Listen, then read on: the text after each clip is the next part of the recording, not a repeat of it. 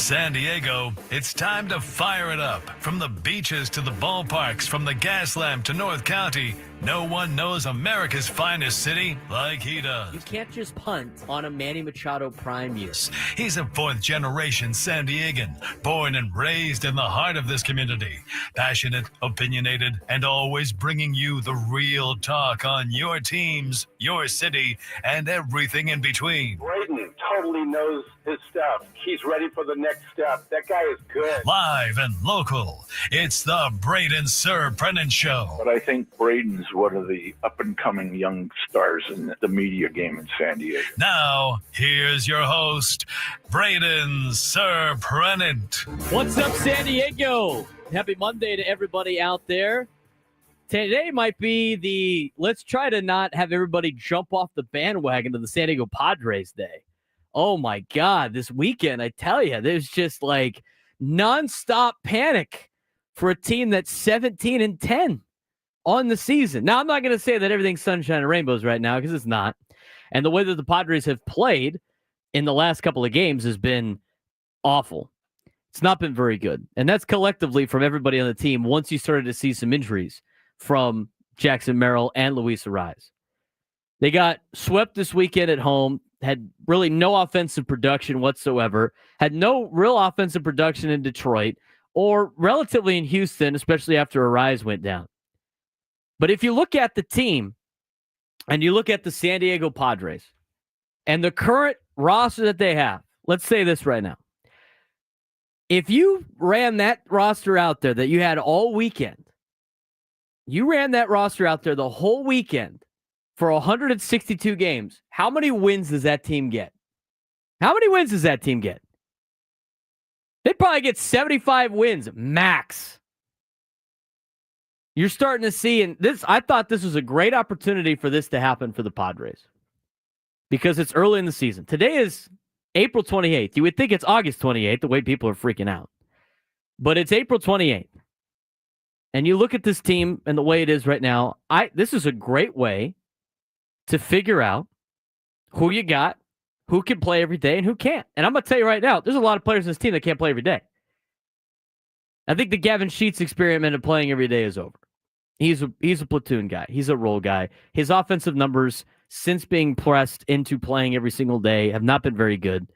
In fact, since Luis Arraez got hurt, in which Gavin Sheets had to play every day, Gavin Sheets is hitting ..48 with 3 singles, no doubles, no triples, 1 home run, 2 RBIs, a run scored, and 10 strikeouts, which leads the team last week. He's playing too much. Sometimes guys are just not everyday players. And so, okay, I think that experiment is over. He's not that great at first base either. He's more of a DH guy. Still love Gavin Sheets in the lineup. I think he's great against right-handed pitching.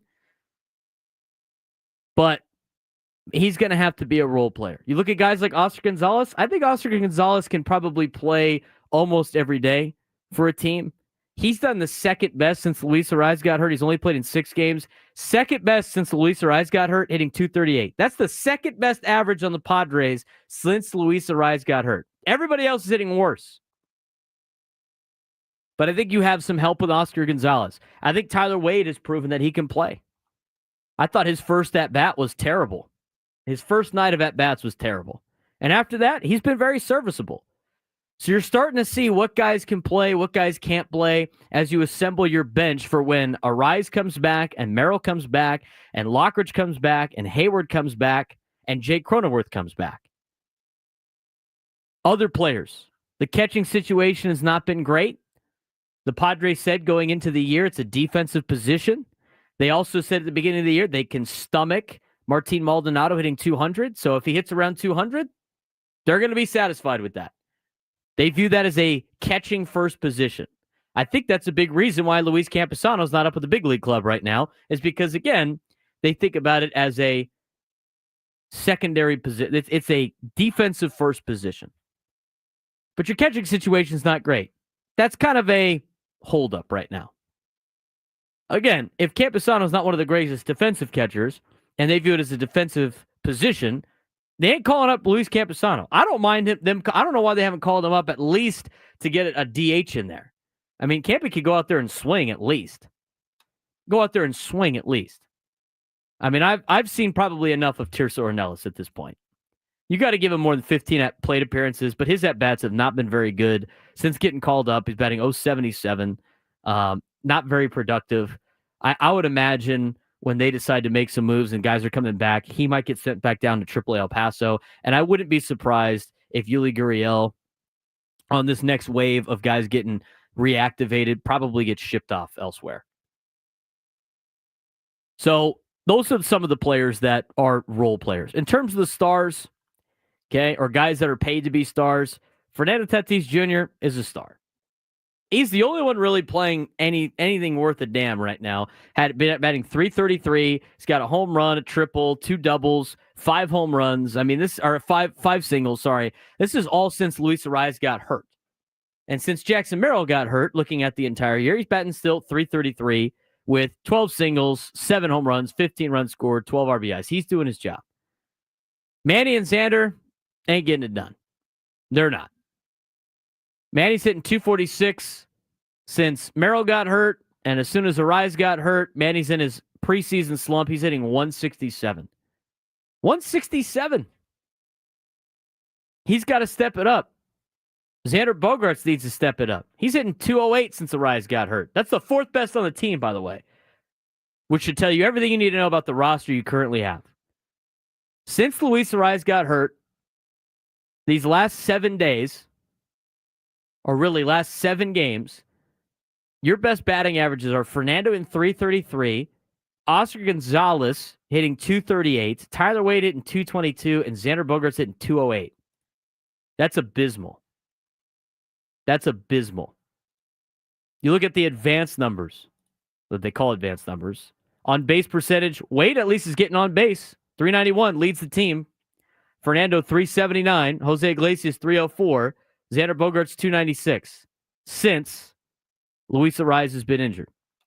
Now we're going to talk more about Xander Bogaerts later, and I've talked to some people that know the inner workings behind the scenes about what they see in Xander. And here's the thing: there's head scratching on why he's not putting up the numbers that he's putting up, because his bat speed and his exit velo are still in positions that they are totally fine with and are expecting from a guy like Xander Bogaerts. Over the weekend, I thought he was not very good.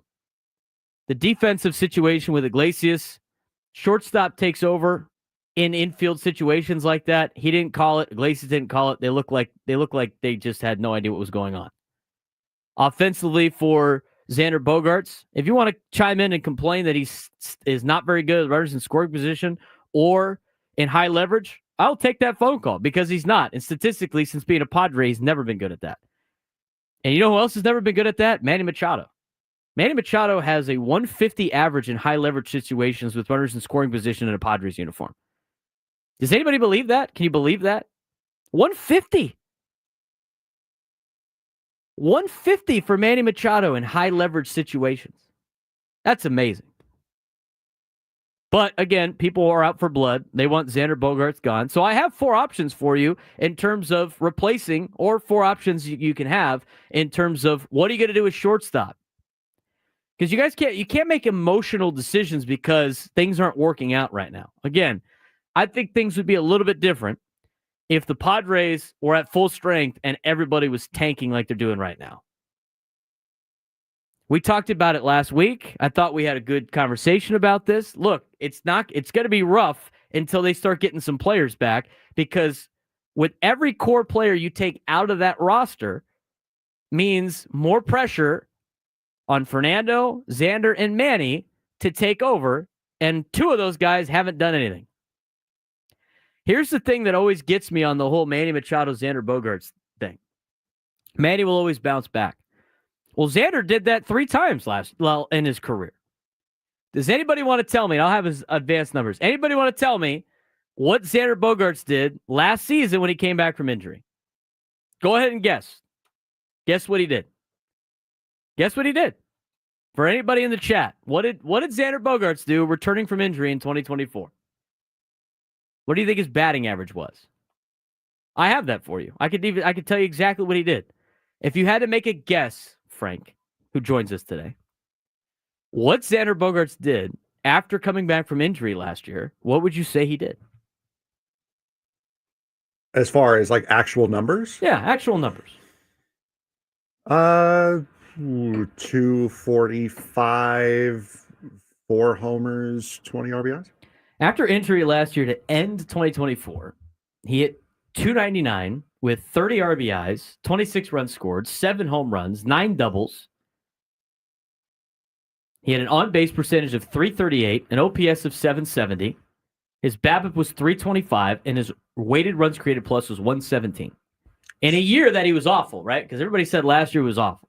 I was close. All of those numbers, if you average them for a 162-game season, are on par with what he does and has done in his career. His first year with the Padres, all of his numbers were on par to what he has done in his career. At the beginning of the season, he got off to a decent start. Right now, he's in a little bit of a slump. So based on his track record and based on everything that he has done in the past, and this small sample size of basically a month with most of the team in a slump, we are now going to be like, this is what the guy is, not exactly everything that was laid out in front of him. Now, here's the case. I do agree.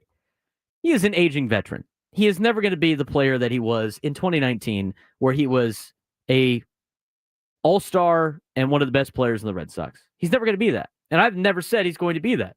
I've also never said he's got to live up to $25 million a year. Signing 30-year-olds might be one of the dumbest decisions that organizations do, but they have to do it. They have to do it. If you look at the grand scheme of things in baseball, and you look at all the other shortstops, as of right now, if you had to guess, Frank, I'm going to have you guess. If you had to guess where Xander Bogaerts ranks in terms of highest paid shortstops in Major League Baseball, 1 through 30, where is he at? Probably say about 7 or 8. Yeah, he's 9. 9th best. Now, to me, and he's not playing at that level right now, for him getting the ninth highest paid shortstop in Major League Baseball, he's also the oldest shortstop in Major League Baseball. He's also will not be a shortstop in the next 2 years on the Padres because they got this guy named Leo DeVries coming up that will probably end that situation for the Padres in general.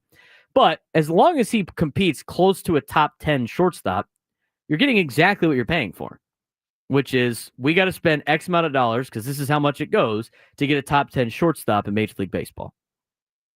Right now, he's about 15th. He's in the middle of the pack. He's playing under his numbers at this point in the season. I would agree with that. He's playing under his numbers.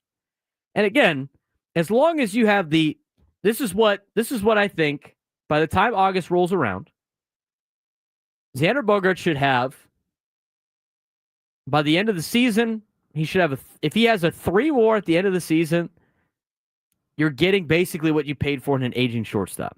If he hits anything within 270 to 290, you're winning. If he gets at 30 doubles or anything close to 30 doubles, you're winning. If he gets 15 home runs, you're winning. If his on-base percentage is higher than 330, you're winning. If at the end of the season he's lower than that by a lot, then you're going to have to think about, okay, we got to figure out this situation. Because that's where he's all of a sudden hurting your team more than he's helping your team. But you look at the options, there's not a lot of options out there. I mean, you can say what you want, but there's not a lot of options out there. I got a couple of options for you that we'll talk about later in the show. I do want to get the phones going. I know everybody wants to jettison this guy to a different planet. Didn't play very well this weekend. I agree with that. But the reality is, he is what he is. And I've said that from the top. I have continued to say this is the player that you paid for. If you thought he was going to be better because he's getting $25 million, I will show you Carlos Correa. Good thing you don't have Carlos Correa. Again, they wanted to make a big splash during whatever offseason that was. Aaron Judge was never going to be a Padre. He was always going to be a Yankee no matter how much money you offered him. Trey Turner said no. Your next best option that year was actually Xander Bogaerts, and it's proving to still be Xander Bogaerts. Because Dansby Swanson's not that great, and neither is Carlos Correa, and they're making more money than Xander is. So you were going to sign one of these guys. If you look at it from a perspective of understanding how roster construction works, you were going to get, this is the guy that you out of all the options you had, this is the best option that you had at the time. He is what he is. They got a lot of other problems besides Xander Bogaerts. If you took Xander out of the lineup on Friday night, did the Padres win? 833-288-0973, 833-288-0973. We'll be back on the Braden Surprenant Show on San Diego's number one sports station, 97.3 The Fan.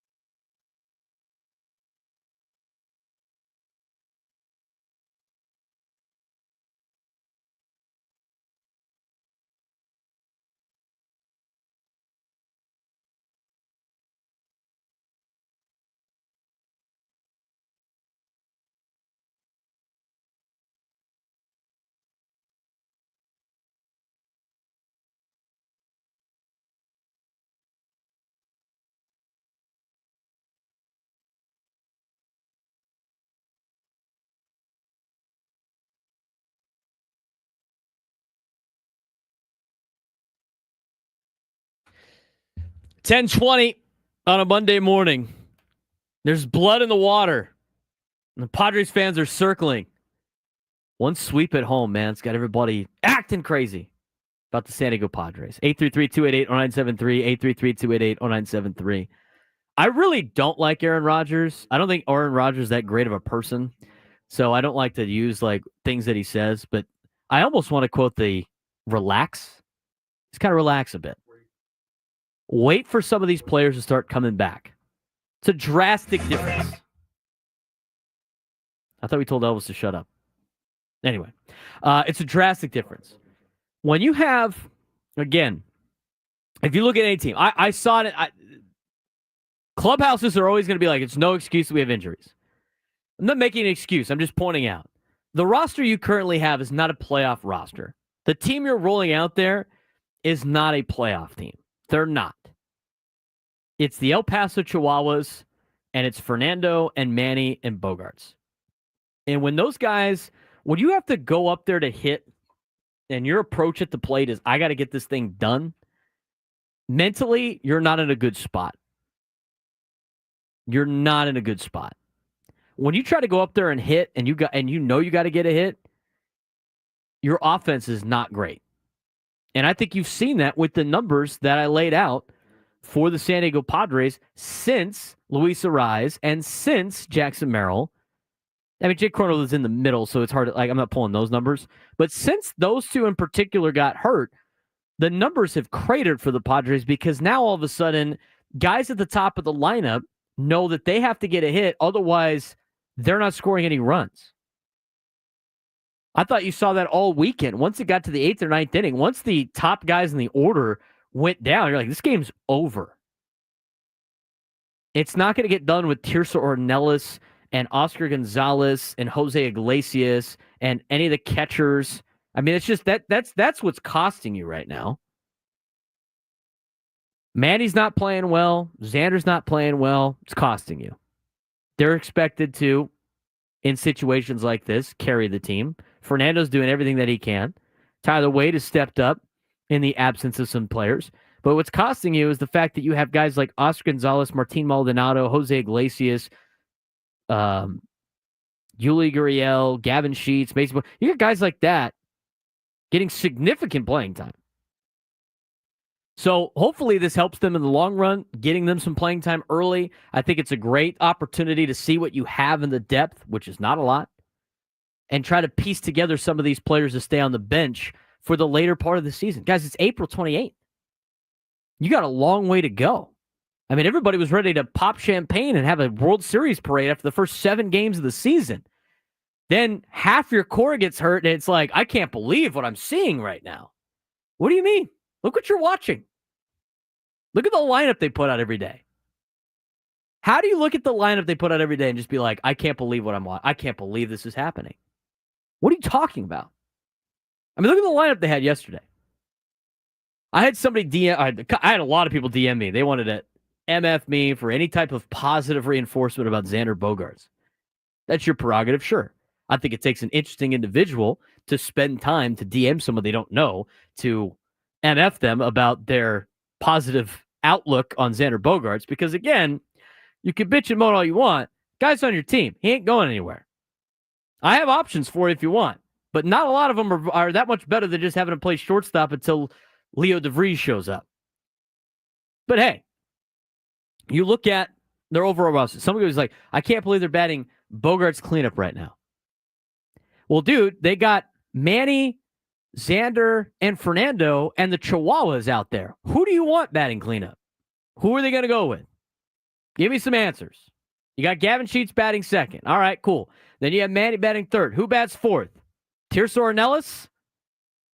You bat Tirso Ornelas fourth? You're batting Oscar Gonzalez fourth? You're batting Jose? Who are you batting fourth? Like, come on. Until they get back to full strength, you really can't complain too much about what they got. Yeah, they're not playing that great. You could complain about that. Manny and Xander not playing well. You could get on them for not playing well right now. They picked a bad time to not be good. But what you can't say is you can't get all upset about, like, I saw this over the weekend on one of the accounts. about how Mike Schultz got to just ream these guys in the club. For what? For what?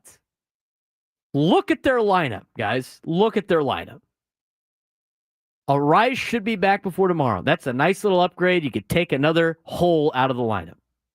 And then when you get Merrill back, and there's no timetable on that yet, I'm hoping it's next week for the Yankees. I'm hoping. I don't know anything. I'm trying to read between the lines and some of the reports. But he's expected to be back relatively soon. And Cronenworth mid-May, reevaluate when you start getting these players. You got to get some of these guys back. Nobody's picking up David Peralta, Jesus. Nobody's picking up David Peralta because if they wanted him, they would have picked him up. And the other thing, too, and I've seen it a lot, well, why don't you go get somebody else from AAA? Your best 5 players from AAA are already up. There's nobody else down there that's better than the 5 if you've already pulled up. It doesn't work like that. When this team is playing at its best in August, Xander will be batting 6th, maybe 7th in the order, and he'll be doing a fine job with everybody else that you paid good money to be in the lineup. Most of the guys in the lineup right now either on a minor league deal or being pulled up from the minor leagues. You have to understand the situation that's in hand. That's what you have. That's what you have. Again, if you want to put together, I got all the options out there. We're going to get to that later on about what you do at shortstop. But I think you need to have some perspective on what everybody else is doing at shortstop in Major League Baseball and just be like, he is what he is. Because again, everybody's like, it's just all on him. Okay. Not on the fact that everybody else is in a slump too. It's just his fault. I asked the question before. If Xander wasn't in the lineup on Friday, do the Padres win? If you say yes, give me a break. They scored 0 runs. They scored 0 runs. I know Xander's error, which was bad, although a normal first baseman probably picks that ball, led to the only run. But if he's out of the lineup, they don't make that error. If we want to play the what-if game, even if it's 0-0, you got to find a way to score. They haven't done that all weekend. Again, there's no panic. It should be relax. 2 weeks ago, we were ready to have a parade. Now, all of a sudden, you're missing 3 of your 6 core guys, and it's catastrophically bad. I would like to know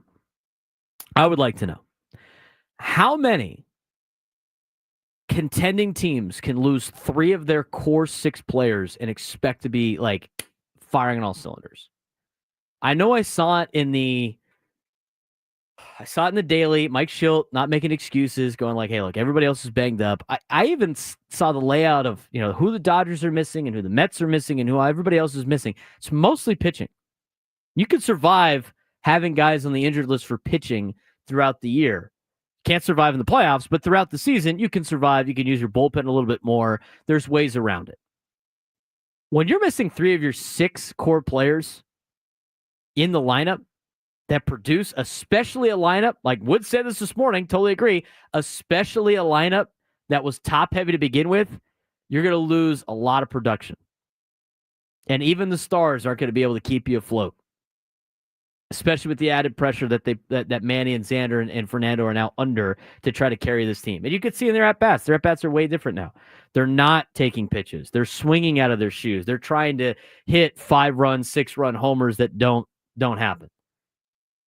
So from that perspective, yeah, you got to keep a level head. You can't get too emotional and make emotional decisions. Otherwise, it's going to bite you in the ass. And you see that a lot. 833-288-0973, 833-288-0973. Let's get out to Mike in Claremont. Want to join the Braden Surprenant show. Mike, what's going on? You ready to hit the panic button, or are you staying calm today on a Monday? Oh, hell no, Braden. No panic here. Hey, excuse me. I'm recuperating. Okay, let's see if I can talk without my throat, Bill. You hit it on the head. But they're swinging out of their shoes, but at bad pitches. And they're letting good pitches go right down the middle. Would you agree to that? Well, they're pressing now. And when you have the pressure, that they have, and the top three in the order have that pressure. And I appreciate the phone call, Mike. We're going to have to clear up your voice a little bit before we get you back on next time. But when you have that added pressure, it makes it more difficult to hit because you're thinking now at the plate instead of going out there and doing your thing. Anybody that plays golf understands when you're thinking about the swing before you swing, what is your end result? It's awful. It's awful. When these guys are calm, it is so much easier to hit when you're calm than it's when there's pressure to hit.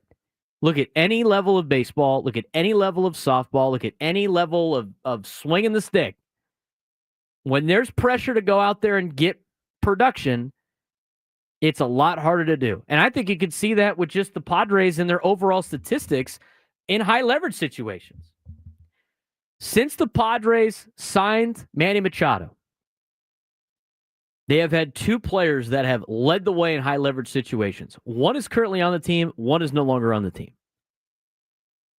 I love just putting Frank on the spot to guess these things. One player on the team has done really well in high leverage situations. One player on the team has, one player's not on the team, has been very good in high leverage situations. Who are the top two players in high leverage situation for the Padres? Say Fernando and Merrill. It's Fernando and it's Jerks and Profar. Those are the two guys that have done the best in high leverage situations. I thought you meant one on the IL, one no, not. One not even on the team anymore. By the way, if you decided to sign him, you would be missing 82 games. Two players that have been at the worst, the two worst players in high leverage situations for the Padres since 2019 when Manny Machado signed. You want to take a guess? Manny Machado, Xander Bogaerts. They are both hitting 150 and lower in high leverage situations since they became Padres. Both of them. So again, I mean, a lot of people want to, and I'm not. This is not going to be a slam Manny thing because he's great. I think a lot of these players are great and they're doing a good job. They both need to play better.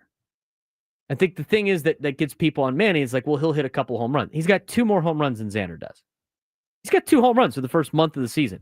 Manny, you know what I did? I cursed him because at the beginning of the year, I said this about Manny Machado, and I'll tell you when we come back on the Braden Surprenant Show on San Diego's #1 sports station 97.3 The Fan.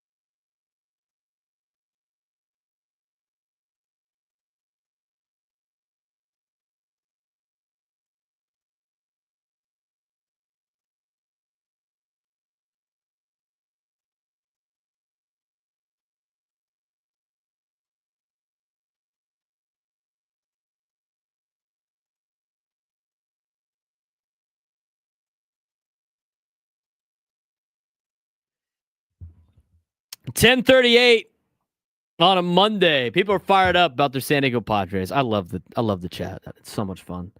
So much fun. I love your guys' passion. We might not agree on a lot of things. I'm trying to talk you off the ledge so you're not miserable watching games. But again, you got to keep the faith.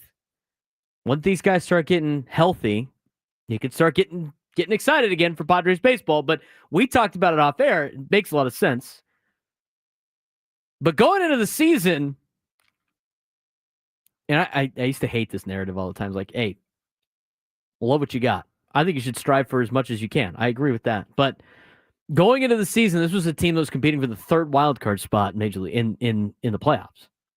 This is a team that was expected to finish behind the Diamondbacks and the Dodgers in the standings. This is a team that, hopefully can win more than 85 games if they want to get into the playoffs. And then they win 7 straight to start the year, and all of a sudden, the expectations have changed. -2. But I'm not as freaking out about the way they've played the last week because it's not the team that was playing at the beginning of the year. Now, I think things would be different if you had everybody in the lineup and they were doing this. By all means, it would be time to be like, hey, what's going on? This is embarrassing. But they don't have everybody in the lineup. And the way this roster is constructed, it's a lot different. So you have to move things around a little bit and have a different perspective of this is what you're going to get until you start getting guys back. Arraez should be back tomorrow, hopefully. That will ease things up a little bit. That will move the lineup down. Now, all of a sudden, Xander, instead of batting 4th, is probably batting 5th. Then you get Jackson Merrill back. And instead of Xander batting 5th, he's probably batting 6th. And you get Jake Cronenworth back at some point. Now, all of a sudden, he might be batting 6th or 7th in the lineup. That's a way different lineup. Way different lineup. But until that happens, understand the situation of what lineup you have out there right now. It's not that great. And I don't think anybody was expecting to be great. I mean, Mike Schilt can say what he wants. Not going to make excuses. I love everything he said. He's taking responsibility, even though I don't know how much responsibility he needs to take. I mean, I don't know what he needs to do different. They even asked him that yesterday, and he was like, we'll figure it out. It's ultimately my job. It's not Mike Schultz's fault. It's not A.J. Preller's fault. They're beat up right now. That happens in sports. Next man up mentality. But that means everybody's got to step up, not just certain individuals that we want to have step up. Manny, Xander need to play better. They know it. I don't need to say it. They know it. It's like coaching when I'm coaching football and I got a kid that messes up, and it's a different circumstance. He's not getting paid $25 million a year. But he knows he messed up. I don't need to jump on him when he's messing. I don't need to do that. He knows. I think it's different if you're seeing a guy just completely tank and just not even try. I'd be all for ripping that guy. But at this point in the season, it's April 28th, can't be overly freaking out about certain production out of some of these guys. Everybody's in a slump right now, with the exception of Fernando. But Fernando is off to a MVP-style pace. 833-288-0973, 833-288-0973. Got a lot of people that want to weigh in. Let's get out to my resident scout in Miramar. Tim, what's going on, man? How you doing, my brother? I'm doing all right. Now, I think you called in when I said this. I forgot. I teased it, so I have to say this before we start the phone call. I said at the beginning of the year, Manny's always hit 4 home runs in his first month of the season. He's got 2 right now. So underperforming to his usual standards. And since I said that, I probably cursed him in the first couple of months of the season. But we'll see if Manny can hit. Maybe Manny can hit 2 home runs the next 2 days, and he still hits his 4 home runs. But, Tim, what do you got for me today? Okay, you're absolutely stealing my thunder, bro. First of all, it's my show. I got to steal the thunder from you, Tim. Absolutely, the biggest problem is the injuries, without a doubt. No question. The rest of it, Braden, is your fault. Okay? You jinxed Machado because he said he would have 4 home runs, and he gets off to a slow start, and you read all the stats. And sure enough, here he is. His slow start usually has 4 home runs. And he's got half of that. He's got half of it. And you were up on Bogaerts, having a good season this year. So that's the other one you jinxed. And so far, no bueno for either of these guys. So the rest is your fault, Braden. That's right. I'll take responsibility. I'll be like Mike Schill. Exactly. I'll take responsibility for that. Exactly. I got to say they both suck, and maybe they'll turn it around. I think that's what I got to do. That's what we both need to do. I agree. Thank you for presenting the facts about what Machado is hitting in high leverage situations. I appreciate that because whenever I talk about Manny, I get crushed. But you can look at his playoff numbers, except for one season, they're horrible as well. So, it is what it is. But let's talk about the rest of these guys real quick. When the guys come back, Iglesias stays, Wade stays, and Sheet stays. That's it. The rest of these guys are gone. My scouting credentials are gone, and the rest of these guys are gone. Now, you did say that the 5 best players from the minors are up right now. And I'll disagree with that because I just don't understand why they hate Campy so much now. They don't think they don't like him. They don't like his defense, Tim, and they view that position as a defensive position. I get that. Hey, you know what? They've been talking about it, and some people want him up with the big league club, and some people don't. And they're gonna once they are on the same page, Tim, they'll be up with the big league. He'll be up with the big league club. But right now, they view it as a defensive position. And until Luis gets to a defensive level, you ain't going to see him in a Padres uniform. Or they're just going to have him pull up to be a DH. But again, they're not in agreement on that. So until that's the case, you're going to see him in AAA. I think it really shows you a lot about Campusano, the fact that he's been raking in AAA and he's not up right now. I think that says more about Campusano than it does about anything else. So there's obviously some problem. There's something going on. But again, I'm surprised that they haven't pulled him up yet to be a DH. Unless they think bringing him up just to be a DH and not having him play in other positions is a waste, and they're trying to use the DH position as a rotating thing to have guys off their legs, then he's not in the lineup, and they apparently don't want him to catch. So we'll see. But until it's a defensive first position for the Padres. If he's not good at defense, he ain't going to be up with the Padres. I'm not saying I agree with it. I'm just saying that's just what they've said. 833-288-0973, 833-288-0973. As KG said in the chat, and he said a lot of outlandish things today, but this one's spot on. Tirso and Gonzalez were also raking in AAA. It's the PCL, guys. Everybody rakes in the PCL. Tim LaCastro is raking in the PCL. 833-288-0973, 833-288-0973. Let's get out to Xander Bogaerts' number one fan, Ryan in San Diego. Ryan, you're on the Braden Surprenant show. What's going on, man? Braden, can you hear me? I got you. Awesome. Well, thanks for taking the call. And yeah, I think there's a couple just brief and alternative perspectives to provide. A lot of which you've been echoing, a lot of which might not be able to, it's not easy to see with the scuffling in April. Number one, like you said, it's a long season. Got to get everybody healthy. No question. We're not at full strength. To emphasize for Padre fans, I would say June, August, and fingers crossed, October are probably the only 3 months of most value for this team. Looking at the schedule, June, August, full of divisional games, have to be at full strength for all those, for the tiebreakers, for obviously just winning.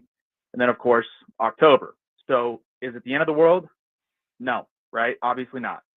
However, alternatively, against your viewpoints, I would say the drop-off, losing these guys is expected. The numbers are going to go down. Everyone knows that. But it's not a good look when the 21-year-old goes down, the singles hitter goes down, and we all love Jake Cronenworth, but the 6/7 hole utility kind of non-power threat guy goes down, and the entire offense disappears. It's not a great look for Manny, for Xander. And you talk about a lot of the things in the behind the scenes with Xander. He's working on stuff. The bat speed's up. All those things are great. But we don't have access to that as fans. And maybe he is putting in the extra work. Maybe he's first guy in, last guy out. All those things are great. But the bottom line is, as they say on TV all the time, Don and Mud, when it's an ugly play and they get the job done or vice versa, it's a results-based business. So hearing that the bat speed's up, seeing that the barrel percentage might be up a little bit, it doesn't translate on the field. Not to mention the eye test and the effort shows the defense hasn't been great. The range isn't where it used to be, or at least it was last year when it was an emphasis. The errors, obviously the fly balls, the eye test and the effort is all we see, right? So we don't see the background stuff.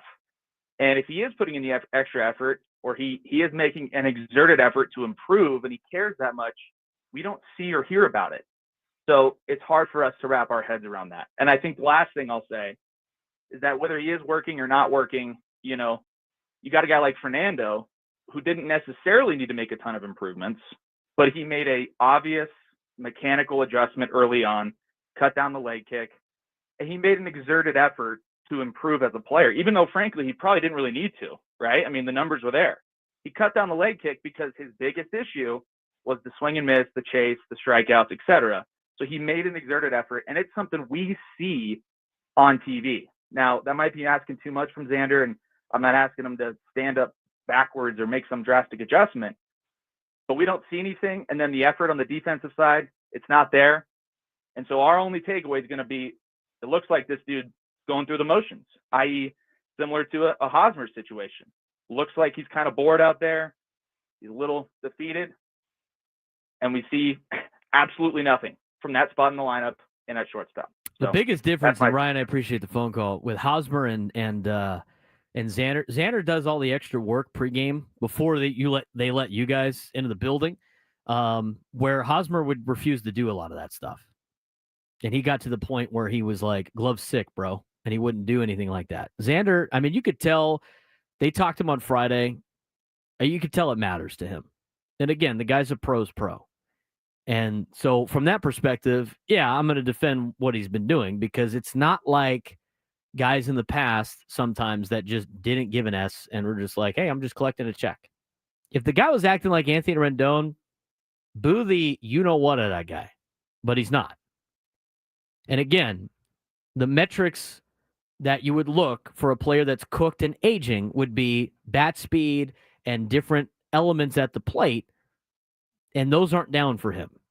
So to say that he's cooked and just give up on him and cut him for $25 million a year, which would catastrophically set this franchise back 10, 15 years, and that's just assuming that nobody picks him up and nobody in the National League picks him up, in which you have to deal with him on a daily basis, and they only have to pay him $700,000. It's a little bit different.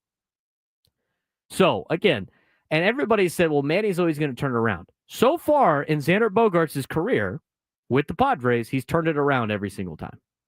He has. Go look it up. His first year here, he had a 4.4 WAR. His second year here, started off slow, came back from injury, hit over 300. This year, it's April 28th. If he continues to do this the entire season, I think there's room for concern. But you got to give him the opportunity to do that. Defense has not been great. He is an aging shortstop. He is the oldest shortstop in Major League Baseball. Shortstop in Major League Baseball right now is almost like a quarterback position. It is a young man's game. And the teams that can use a young player on a rookie deal are going to have a lot of value at shortstop compared to players or teams that sign 30-year-old shortstops. And that's what the Padres did. Carlos Correa, Dansby Swanson, Trey Turner, Xander Bogaerts. All of those players are aging and not doing as well at shortstop as they used to. Those are the oldest shortstops in Major League Baseball. I think there's a couple other on that list as well, if I'm not mistaken. Orlando Arcia is terrible. He's 30 years old. Dansby Swanson's 31. Trevor Story's 32. I mean, Trevor Story's had a bounce back this year, but he hasn't been very great, and the Red Sox paying him a fortune. Mookie Betts is 32. Tim Anderson's 32. Trey Turner, 32. Xander Bogaerts, 32. Other players in their 30s. Isaiah Kiner-Falefa, J.P. Crawford, Corey Seager's 31. He's got hit. He just got banged up again. So you start to look at other options out there. Unless you got a rookie shortstop who's making league minimum, it's a little bit different. It's a little bit different. So who are you going to go get?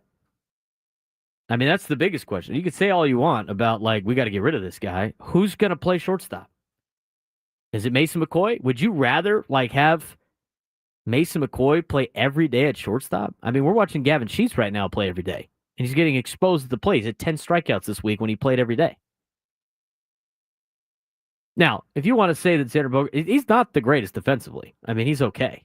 He's losing his arm strength. He's not going to be a shortstop on the Padres in the next 2 years. That's what Leo's for.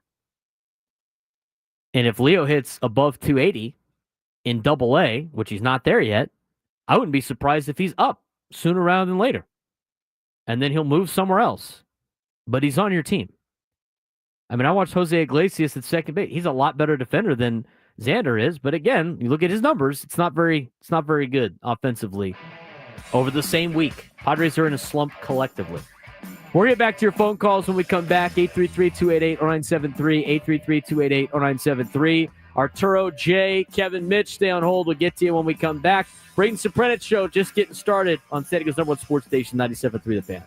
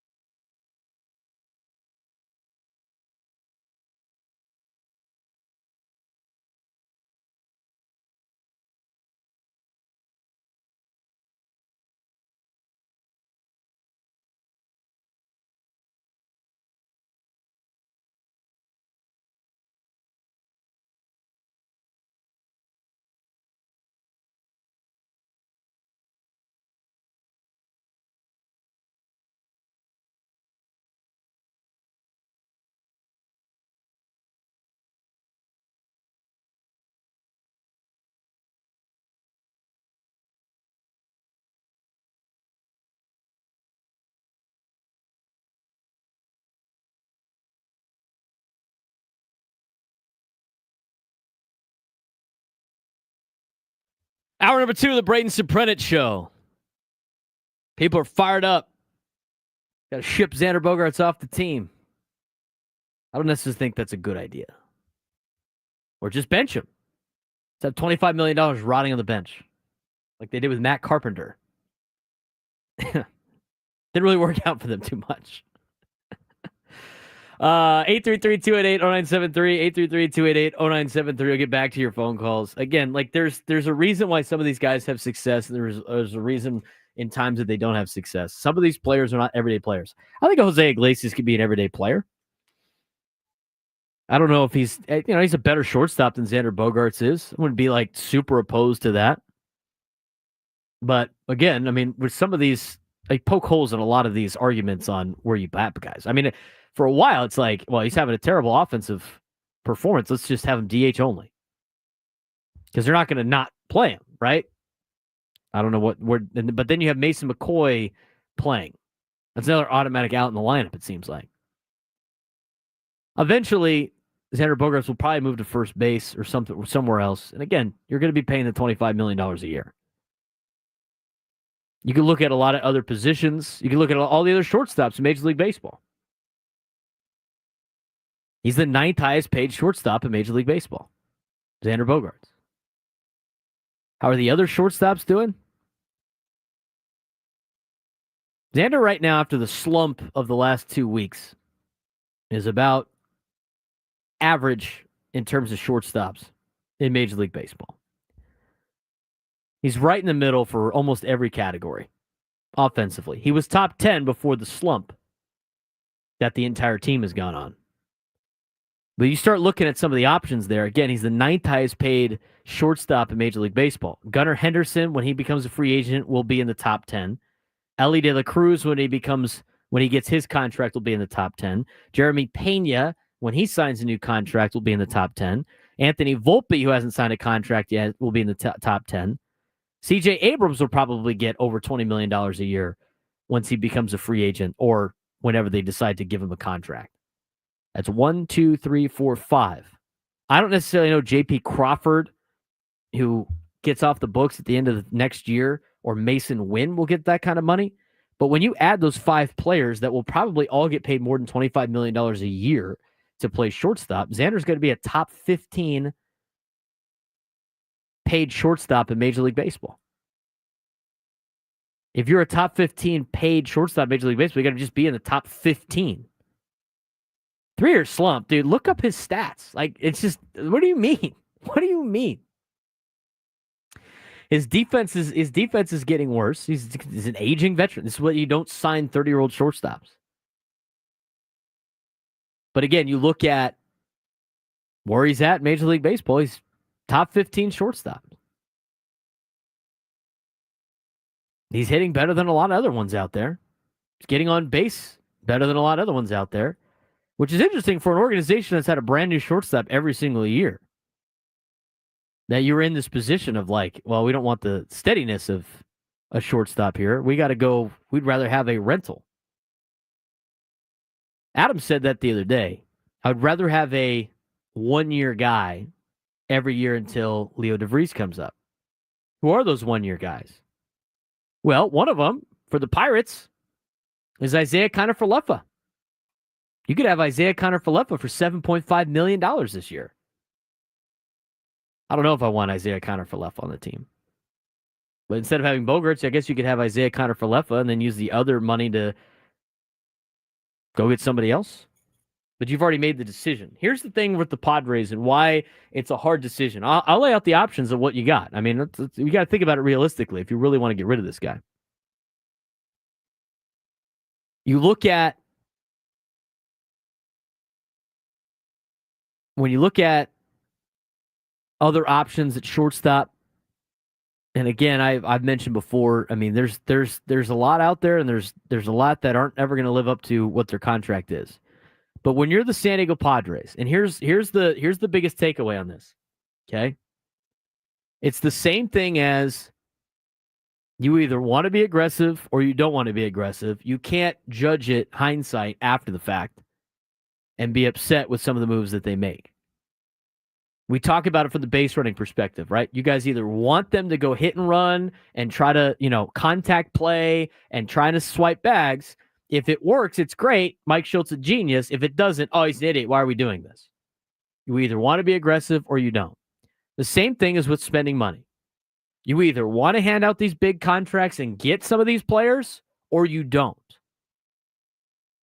I think the Padres have been very fortunate to hit on most of their big contracts. Manny Machado's worked out so far. That could have been a disastrous contract. It's worked out so far. Jackson Merrill, still very early, but locking him up for a long period of time is probably going to work out. Fernando Tatis Jr., big contracts worked out. When you're a team like the San Diego Padres, if you don't hit on one, you can't buy your way out of it. Like the Dodgers can, like the Yankees can, like the Giants can. So when you sign these big, and this is what it costs to sign big-time free agents, you can't get upset when one of them doesn't work, and then it prevents you from signing one in the future. Again, when you go into the free agency, you're thinking about, I'm going to sign this guy to a long-term deal, which takes me off the board of signing any free agent the next year, any free agent the following year, any free agent after that in terms of a long-term contract. This is who they invested in. You can't sign these deals every single year. You're not one of those organizations. Dodgers can eat the money on wasting money on Chris Taylor. They can eat it and they can go get somebody else. Padres can't do that. So when you go all or nothing and you wheel and deal and you sign big contracts, these are some of the results that you get when it doesn't work out. It's not going to be a great contract as it moves on. But if Xander at the end of the year is in the top 10 in offensive categories for shortstops, you're getting what you paid. You're getting what you paid. You're getting what you paid for. If he doesn't, you have a legitimate gripe. But until the end of the season, you can't be like overindulged in it. Because everybody right now is in the tank until they start getting some players back. Somebody goes, I will never blame a GM or ownership for going for it, but I sure as hell can blame Xander. For doing what exactly? I already went through all his stats. Again, people think he's been slumping for 3 years. His first year here, all of his numbers were on par for what he did in Boston. Last year, when he came back from injury, all of his numbers were on par in Boston. And so far this year, he's off to a little bit of a slump. After he started off pretty strong. His bat speed's fine. His exit velo's fine. If those were down, you'd have a reason for concern. 833-288-0973. 833-288-0973. Want to get your phone calls today. Let's get out to Jay in San Diego. Jay, you're on the Braden Surprenant Show. What's going on, man? Jay, are you there? Aw, man. Thomas in San Diego, you're on the Braden Surprenant Show. Thomas, what's going on? What's going on, Braden? I think anyone who wants to get rid of Xander doesn't actually care about this franchise long term. I think you are too short-sighted in seeing what's going down here. We're 3 years into an 11-year contract with Xander. We're not going to give him up anytime soon. He hasn't even had a full season besides his first one, which, like you said, was good, to prove that he's not slumping. So everyone just needs to be patient. Just chill out. Like you said, if he's a top 15 at the end of this year, it'll be fine. Like, that's what you're paying him for. Exactly. So we overpaid for him, and then we got to eat that contract at least a little bit. But you're paying for what you get. So you're paying for I think what a little you get. Overreaction from most people, but in the meantime, I want you to sit tight. Wait for this team to get back to full strength, and then we can go from there. Absolutely. I appreciate the phone call, Thomas. Everybody that's complaining about Xander, I want to hear your answers. Who are you bringing in that's going to be better? I'd like to know. 833-288-0973, 833-288-0973. He's not getting worse. He's been the same. He got hurt last year, and before he got hurt, but like when he was dealing with the wrist injury, he wasn't playing very well, and then he came back and he got better. But he's only going to continue to decline a little bit, obviously, because he's 32 years old. You decided to give him a 11-year contract when he's 30 years old. You're getting what you're paying for. He does need to play a lot better than he is doing right now. I've said that multiple times. Him and Manny need to play a lot better. The only one that really doesn't need to play that much better is Fernando. Did you see a double play he had yesterday? It was insane. 833-288-0973, 833-288-0973. I have 4 options for you that you can pick when it comes to Xander Bogaerts. I will tell you what those options are, and then I want you to tell me what you think you would do. And I'd love to know who you would replace him with. Who's out there in Major League Baseball that is better than Xander, that costs less than Xander, that you could go get. There's not a lot of options, especially when it comes to free agents last year. I mean, the free agents that were signed last year, like Isaiah Kiner-Falefa and Tim Anderson and guys like, Willie Adames, who's off to a poor start in San Francisco. Until Leo comes up, you're just kind of treading water with him until you can bring Leo up, which might be at the end of the season, might be next year, it might be 2 years from now. 833-288-0973, 833-288-0973. Future options at shortstop. I got 4 of them for you. We'll talk about it when we come back on the Braden Surprenant Show on San Diego's #1 sports station, 97.3 The Fan.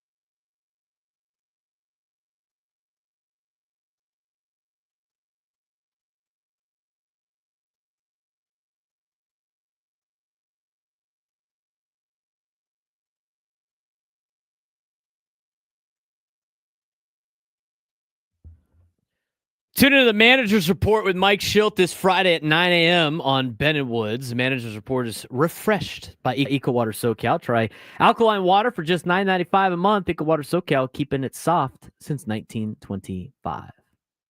I got 4 options for you when it comes to the shortstop position. I'll let you chew on it.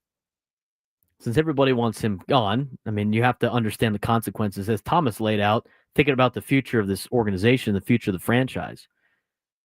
Because all these deals come with long-term consequences. Option 1 is let Xander Bogaerts continue to play on your team at $25 million a year. Keep the status quo. Option 2, try to trade Xander and convince him to waive his no-trade clause. But you'd probably have to trade him with Ethan Salas and eat about 60% of his contract, which is $15 million a year, until 2034. You're already paying the $12 million a year, which ends this year for Eric Hosmer. So it's not like you're saving too much money. You're saving about $10 million a year, which, by the way, in this particular case, you're not getting a lot of players right now for $10 million that are really worth anything. You're getting some very average to below average players at this day and age with that kind of rate. Option 3 is to try to have a team take even more of his contract by trading Xander with Salas and DeVries and eat 20% of his contract. Means only $5 million a year until 2034. That being said, now you don't have a replacement at shortstop. And I don't know what you do in the next. I guess you can go sign somebody. I don't know who you're going to be able to go out there and get. Option 4, which a lot of people were saying this weekend, I think emotionally than anything else, is you just cut him and eat the $25 million until 2034. Which, by the way, if you decide to do that, that means another team could pick him up for league minimum, and then who knows where you're at. I don't think he's that bad yet where you want to pay $25 million to have him play against you. He's not that bad, which is my whole argument on everything that's played out. Again, if you want to bring Hassan Kim in here, he's going to cost you $20 to $24 million a year. You're going to probably have to give him the exact same contract. And he doesn't have high power numbers, which is everything that you want to talk about Bogaerts. Those are kind of your options. If you have another one, let me know. Love to know. 833-288-0973. 833-288-0973. Let me know who to go sign. Who should the Padres go replace him with? I guess you could put Fernando back at shortstop. I don't think that would be a great idea. I don't know how the Padres feel about that. 833-288-0973. 833-288-0973. Arturo in Eastlake. You're on the Braden Surprenant Show. What's going on, man? Hey, Braden. Good morning. How are you? I'm doing well. I'm trying to talk everybody off the ledge. Keep things positive on a Monday, man. First thing I do want to say that you are doing well. You're doing so well that I'm really happy for you. I used to listen to you on Sundays mornings too. You always keep it real. You have a very good take.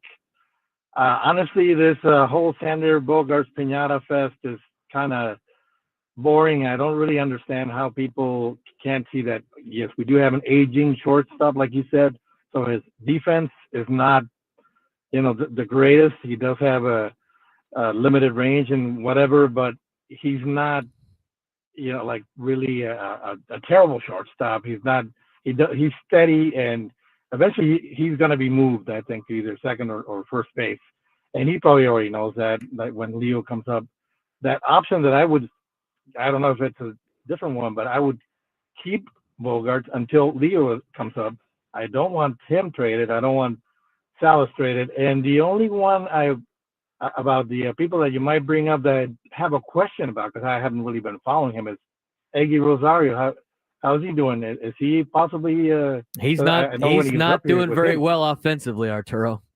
He is not doing very well offensively, and that's in the PCL. So there's not a lot of options there. He's not doing well. My guy Divine, Matt Divine's in the chat. Give me a call, dude. Give me a call. I got a bone to pick with you. Give me a call. 833-288-0973. 833-288-0973. I appreciate the phone call, Arturo. So got Kevin Chula Vista wants to weigh in. Kevin, what's going on, man? Hey, happy Monday, Braden, and thanks again for taking all the calls and a lot of great perspectives here as usual. 3 points. Number one, from a macro perspective, I'll remind everybody again, we were really in a state of ecstasy when we started trading away a lot of our up-and-coming farm talent for the likes of Juan Soto, et cetera. And we said, great, if Juan Soto can give us a World Series, get us into the playoffs and be a big impact player, keep him here for long term, then it's worth giving away all the talent. Well, that didn't work out so well. So I would remind people that we're paying a price now for transactions that were done, and that would include Xander Bogaerts' transaction that everybody's complaining about. So what it is folks, we're paying the piper, and I said that last week, I'll say it again. The Padres farm system is pretty much depleted. It doesn't offer impact players, hasn't in quite some time, actually, when you look in the aggregate. Number two, looking at Xander, I think the frustration that people have with Xander and the frustration that I have, and I agree, you can't move him. You don't have better options. This is about waiting for Leo to come up. No question about it. But the frustration is when Xander has men on base in front of him, it's a critical moment in the game when you need to have that impact play, impact hit. He doesn't do it.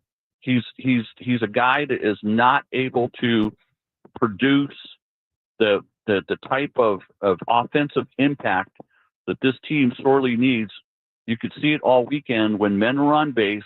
Here comes Bogaerts. It's either a lazy fly ball or it's a infield out. And that's what people are frustrated with when they see him offensively. The defensive thing is you get what you get. So I would say in the third point, and I'll finish up with this. Great that we're going to get these guys back someday, sometime.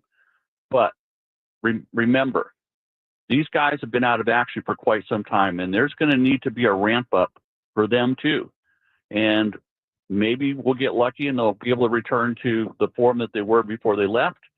On the other hand, what we don't know is some of these guys, it may take a lot longer to become impact players again because of the amount of time that they've missed. So we don't know. And so getting them back is also a big question mark of the unknown, which makes baseball great. It's a 162 game season. It'll play itself out. But, we're paying a price for what we did over the years. We don't have any World Series rings to show for it. We tried, but a lot of those players that we could have used now are elsewhere. Kevin, appreciate the phone call. Thank you very much. Bogaerts has not done well in high leverage situations or runners in scoring position in a Padres uniform. He has not. Manny Machado has not done that either in high leverage situations. It would be nice to have some of those guys do that. We got some time, obviously. 833-288-0973, 833-288-0973. Orthodox Evans in the chat. Why is he batting second and fourth? Move his ass down. Well, tell me somebody in the lineup right now you want batting cleanup. Give me a name. Give me a name. The way the roster is right now, tell me who you want batting fourth. Because when everybody comes back, Xander's probably batting sixth. Maybe seventh. We'll see. 833-288-0973, 833-288-0973. Johnny in San Diego wants to weigh in. Johnny, what's going on, man? Yo, Johnny, what's up, dude? Later, bro. Out. Jimmy and PB, you're on the Braden Surprenant show. What's going on, man? Braden, how are you, man? I'm doing well. Don't say literally. Hold on. I got to yell at somebody in the chat. Don't say literally anyone. Put somebody's name in there. All right, back to you, Jimmy. What's up, dude? I think everybody just needs to remember it's April. That's right. And yeah, I mean, I'm not concerned about Xander that much. I mean, maybe I'm on the Xander train or something like that. But I feel like he's a vet, and I don't like to play the vet card too much because there is a time where you get too old to play this game. But I feel like he is going to heat up. I feel like he's going to do what we expect him to do. My concern on this team isn't at shortstop. My concern is catching position. And I'm just seeing a black hole when it comes to defensively and offensively that I'm kind of frustrated with. And that's something that I would be more concerned about in the long haul with this towards the end of the season. But I don't know. I think people are focusing on Xander for some reason. But I don't. I think that the concern needs to be more towards the catching position. So that's my take. Well, I appreciate the phone call, Jimmy. Thanks again for giving us a ring. It's early on. The catching position is interesting. But at this point in time, with the catching position, the Padres view that as a defensive position. And the defensively, it's been okay. It's been great. The pitchers love throwing to the two catchers that they have. But as of right now, yeah, you're right. I think it's interesting with where you're at with Luis Camposano not getting pulled up yet. 833-288-0973, 833-288-0973. Matt in Poway, you're on the Braden Surprenant Show. Matt, what's going on, man? Braden, what's good, brother? How are you? I'm doing well. Thanks for giving me a ring.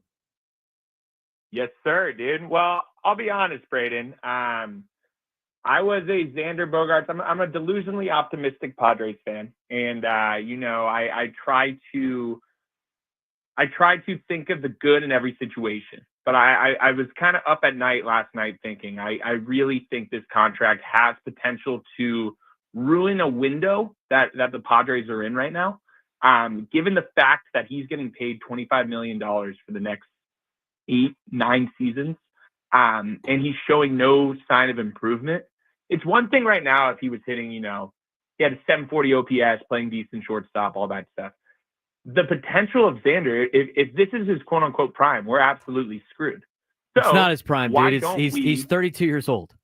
His prime was in 2019 when he put up the best numbers he has ever put up in his career. Everything else that you've seen, Matt, is what he has on average done in all the other years in Boston. He's not a power hitter. So we gotta complain, and I know it's not necessarily privy to the public, but do you think deep down this was a Preller contract or a Peter Seidler, I need to make a deal because I want to win now contract? It's from what I told. I mean, that year they wanted to. All I know is they wanted to make a splash, and it was Aaron Judge first, and he said no, and then it was Trey Turner, and he said no, and it was down to Xander, Dansby, and Carlos Correa. So you could interpret that whatever you will, but out of those three guys, who would you rather have right now with the contracts they have? I mean, as of right now, Xander's outplayed both of them, or he's making less than Carlos Correa, who's making $33 million a year. I mean, it could be worse. I mean, you could have Carlos Correa numbers right now. I guess he's done better defensively, but for $33 million a year, you're not paying for defensive shortstop. You're paying for high production. As you mentioned, I agree. I mean, it's his OPS in every year has not been that spectacular. But you look at what he's done in 2023, on average for what he did in Boston. You look at what he did coming back from injury in 2024, on average in Boston. Right now, off to a rough start. I mean, Dansby, as put in the chat, Dansby Swanson can't hit, period. So, yeah, they wanted to make a big splash. That's what they decided to do. They didn't need Xander Bogaerts when they signed him. I totally agree with that take. Don't need him. And when that happened, I was about to get on a plane for the Army-Navy game going like, they don't really need this guy. Why did they spend all this money for him? But they did. So it is what it is. Matt, I appreciate the phone call, man. Thanks again. Yeah. Oh, Matt Devine calling into the show. We'll get back to your phone calls when we come back in just a little bit. But again, I mean, the thing is they got a lot of problems in different spots. And it's just, I think the expectations of the first 7 games kind of made everybody think it's a World Series or bust team. I mean, I changed my outlook on the overall number of wins. But as of right now, you're 17-10, which means you're 7 games above 500, which you're back on pace. And I'm not saying this gets you in the playoffs, but if you play 500 ball the rest of the way, you're winning 85 games. 7 games over 500 after going 7-0 to start the season. That's why getting off to such a great start was important. You were going to have slides like this. And unfortunately for the Padres, it's very early. I think it's more fortunate for the Padres than anything else. Get it out of the way now. Could you imagine if this happened in August after the trade deadline? Oh, it'd be a mess. But to go against, and Divine says X might be, he's not. His numbers that they look at to determine whether or not he's cooked: exit velo, swing, bat speed. They like his exit velo. They like his bat speed for his age. It's not that it's if that was way low, I would be like, okay, this guy's they're in some trouble, but it's not. Again, I mean, people could say, eye test. He didn't look that great. He doesn't look that great defensively. And remember, I don't know if anybody's seen his splits. He's hitting over 300 on the road. He's hitting under 180 at home right now. It's April. Let the guy get warmed up a little bit. He looked pretty good last year at the end of the season when he came back from injury. But you don't have a left fielder. You don't have an offensive position for catcher.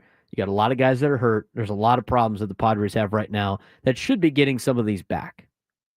833-288-0973, 833-288-0973. Again, there was only 1 year in which he hit over 20 home runs, 30 home runs. It was 2019. Every other year, 12 home runs, 7 home runs, 21 home runs, 10, 23, 11, 23, 15, 19, 11. You take out the 33 in 2019, and he's averaging about 15 homers a year. We'll see what he does against the Giants this week. But again, the Padres best players need to step up. They do. Him and Manny. They got to try to tread water, as they said, until you start getting players back. And he should be getting Luis Arraez back this week. 833-288-0973, 833-288-0973. Continue this conversation when we come back. Talk Padres baseball. What option do you think we should do? Plus, we're going to get to the sports thread as well on San Diego's #1 sports station, 97.3 The Fan.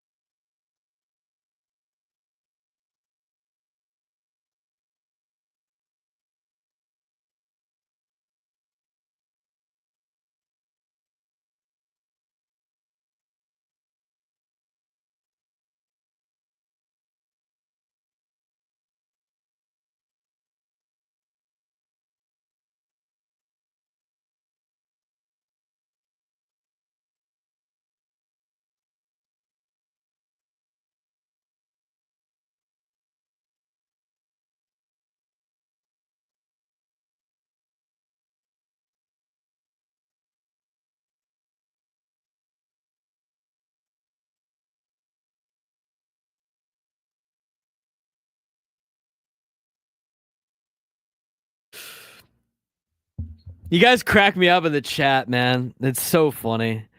So funny. You got I can't even say his name because it's something else, but O's looking to trade. Hopefully AJ can work some magic. Get us Adley Rutschman. Could you imagine? I don't know how that's going to pull. I don't know how you're going to pull that off, Captain. But I'm having such a great time. This is so much fun. Just a couple people are like, how long are we talking about Xander Bogaerts? Hey, man, it's got to play the hits. People want to talk. Hey, we'll talk. But hopefully not the entire season. 833-288-0973, 833-288-0973. We got some crazy stories in the sports world that we want to get to. Obviously, we got to talk about Shedeur Sanders' prank call. We're going to get to that in the sports thread, but before that, we're going to get back to your phone calls. Let's get out to Escondido. Larry, you're on the Braden Surprenant show. What's going on, Larry? Hey, Brandon, what's up, man? I hate to beat the dead horse here, but I'm talking about Xander as well. Oh, my God, another guy. Come on. No, but hey, you don't have any problems about anybody else? I just want to say this. Like, I'm a little more optimistic. Like, baseball is a very, very tough sport, and it is a sport filled with slumps. It is hard to come out, produce 1,000% every day. You're going to go through these things. So I'm on Xander's side here. I mean, you go through the first part of the season, we lose all of, our top players. Suddenly you've got a lot of pressure put onto you. I mean, you're getting paid big money. I'm not going to talk about his contract. Like, obviously you're expected to produce, but I'm truthfully not too worried about it right now. Like, I think when guys start coming back, he's going to be doing just fine. If I were to nitpick him, I think personally that I would like to see him go ahead and swing at first strikes. I don't know if it's just a part of his routine and he likes to get in the box and, see what the pitcher's throwing, but I would like to see him be a little more aggressive on first pitch strikes because I feel like he's getting a lot of those and then he lets it go by and then he just gets down early. So I think, obviously he makes some errors, which not excusable, but man, he's human and it's going to happen. So I think that as we get back and we start getting these guys back, he's going to be fine. So I think I just want to see him be a little more aggressive with the first pitch strikes. And I'm not too worried about it. It's early. We got plenty of time. We got a good team, a good squad. Once we get these injuries handled, I think we're going to be just fine. Well, I appreciate the phone call, Larry. It's so funny, the drastic difference. All the phone calls are like pro Xander. Everybody in the chat's anti-Xander. It's like two different worlds. We're trying to break through the echo chambers here and see it's the collection of ideas here in the Padres world.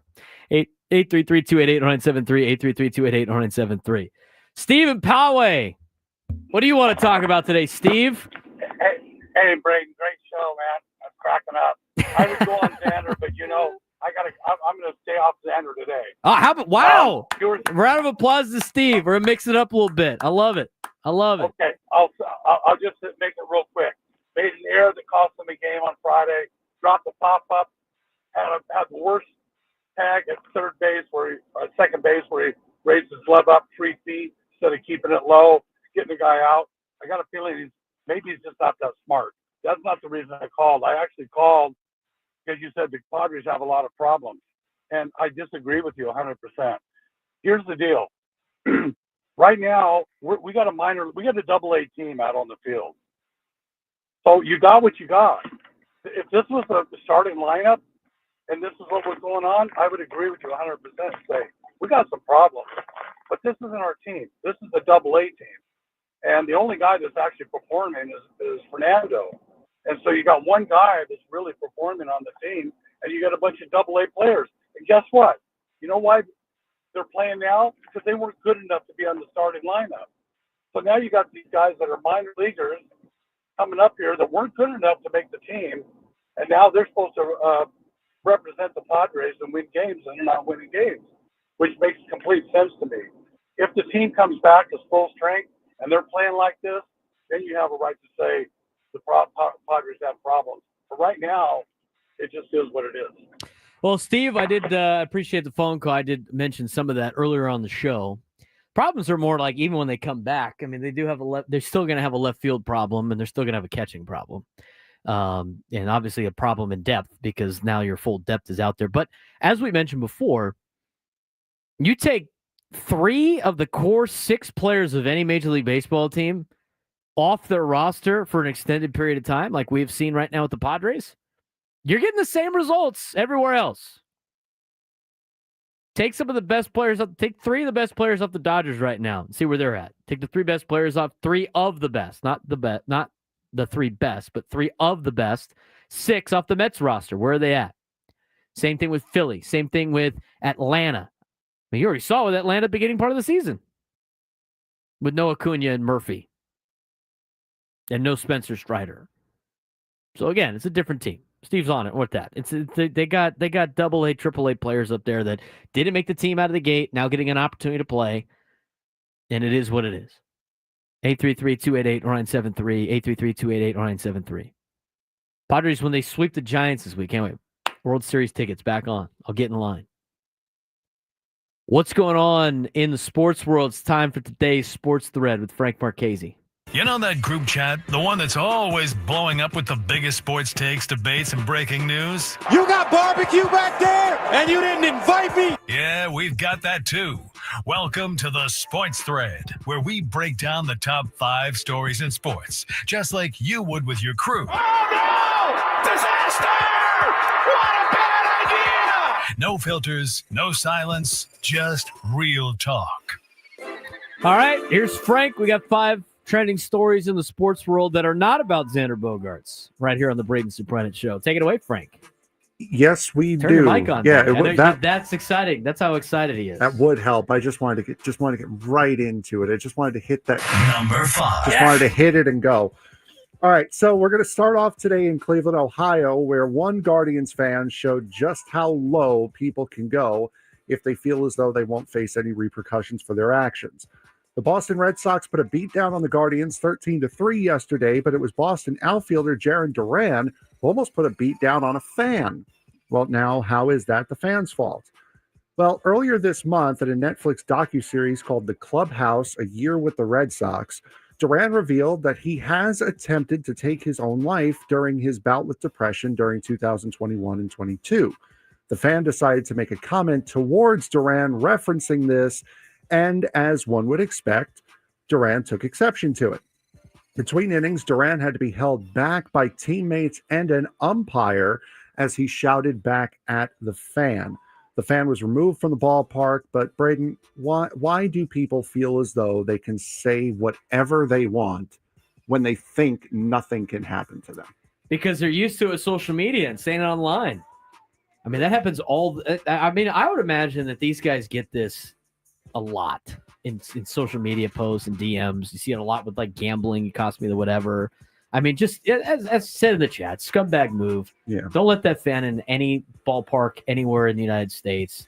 And you know what? I'm not upset with Jarren Duran getting upset with that. No, I mean, you can't be. No. I mean, these guys already take a lot from other fans and things. You want to get on their play, fine, but any personal attacks and anything like that nature should be an automatic ban from all ballparks. No, I agree 100%, and especially with someone like me who has dealt with depression before. I've never gotten that bad to where I tried to take my own life, but that's a subject. It's like, oh, you're sad? No, just get happy. It's fine. No, it doesn't work like that. And the fact that Duran is comfortable enough to get out and express it and make himself vulnerable like that to be able to discuss it is fantastic. And for this dope to just take advantage of that and say what he said is just, it's embarrassing and disgusting as far as the Guardians fan base should be. And they were very upset with him. Number 4.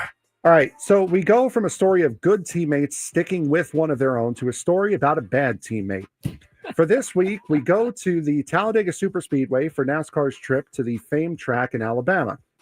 Superspeedway racing in NASCAR is all about having friends, having teammates help you, and more recently, getting your fellow drivers driving the same manufacturer as you, helping you as well. Meaning that if you're driving a Ford, if you can't win, well, you better be pushing another Ford to the win. Right. There's team racing in NASCAR. Yes. At the end of stage 2 yesterday, Joey Logano, driving a Ford, was chasing down Bubba Wallace in a Toyota for the stage win, with Penske teammate Austin Cindric coming up fast. Logano pulled out in front of Cindric, assuming Cindric would pass Logano past Wallace for the stage win. Unfortunately, Cindric was coming up too fast to push Logano without wrecking him and half the field in the process, and moved higher up the racetrack, slowing both drivers down, handing Wallace the stage win. Logano then went on an expletive-filled rant aimed at his teammate for, quote, giving the Toyota the stage win. In a welcome turn of karma, Cindric would end up winning the race, and Logano would finish fifth, but would later be disqualified after his car passed post-race inspection. What would you want in that spot?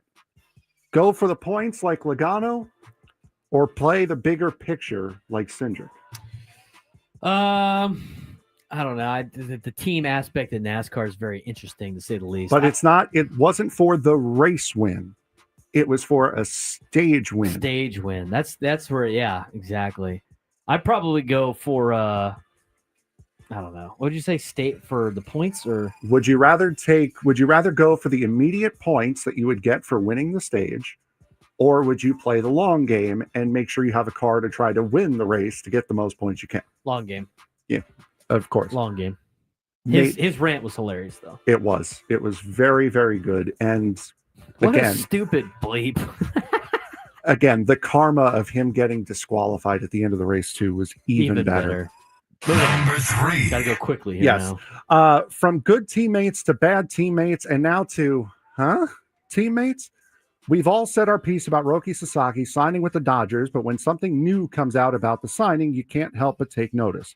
According to Dodgers beat writer Bill Plunkett, Sasaki told the Dodgers that if they installed a bidet-equipped Japanese-style toilet in the clubhouse, that it would influence his decision to sign with the team. The story came out on Thursday from Plunkett in the OC Register. Braden, I would like a lot of things here to make work more comfortable. Revamping the bathroom is not high on my priority of things I want.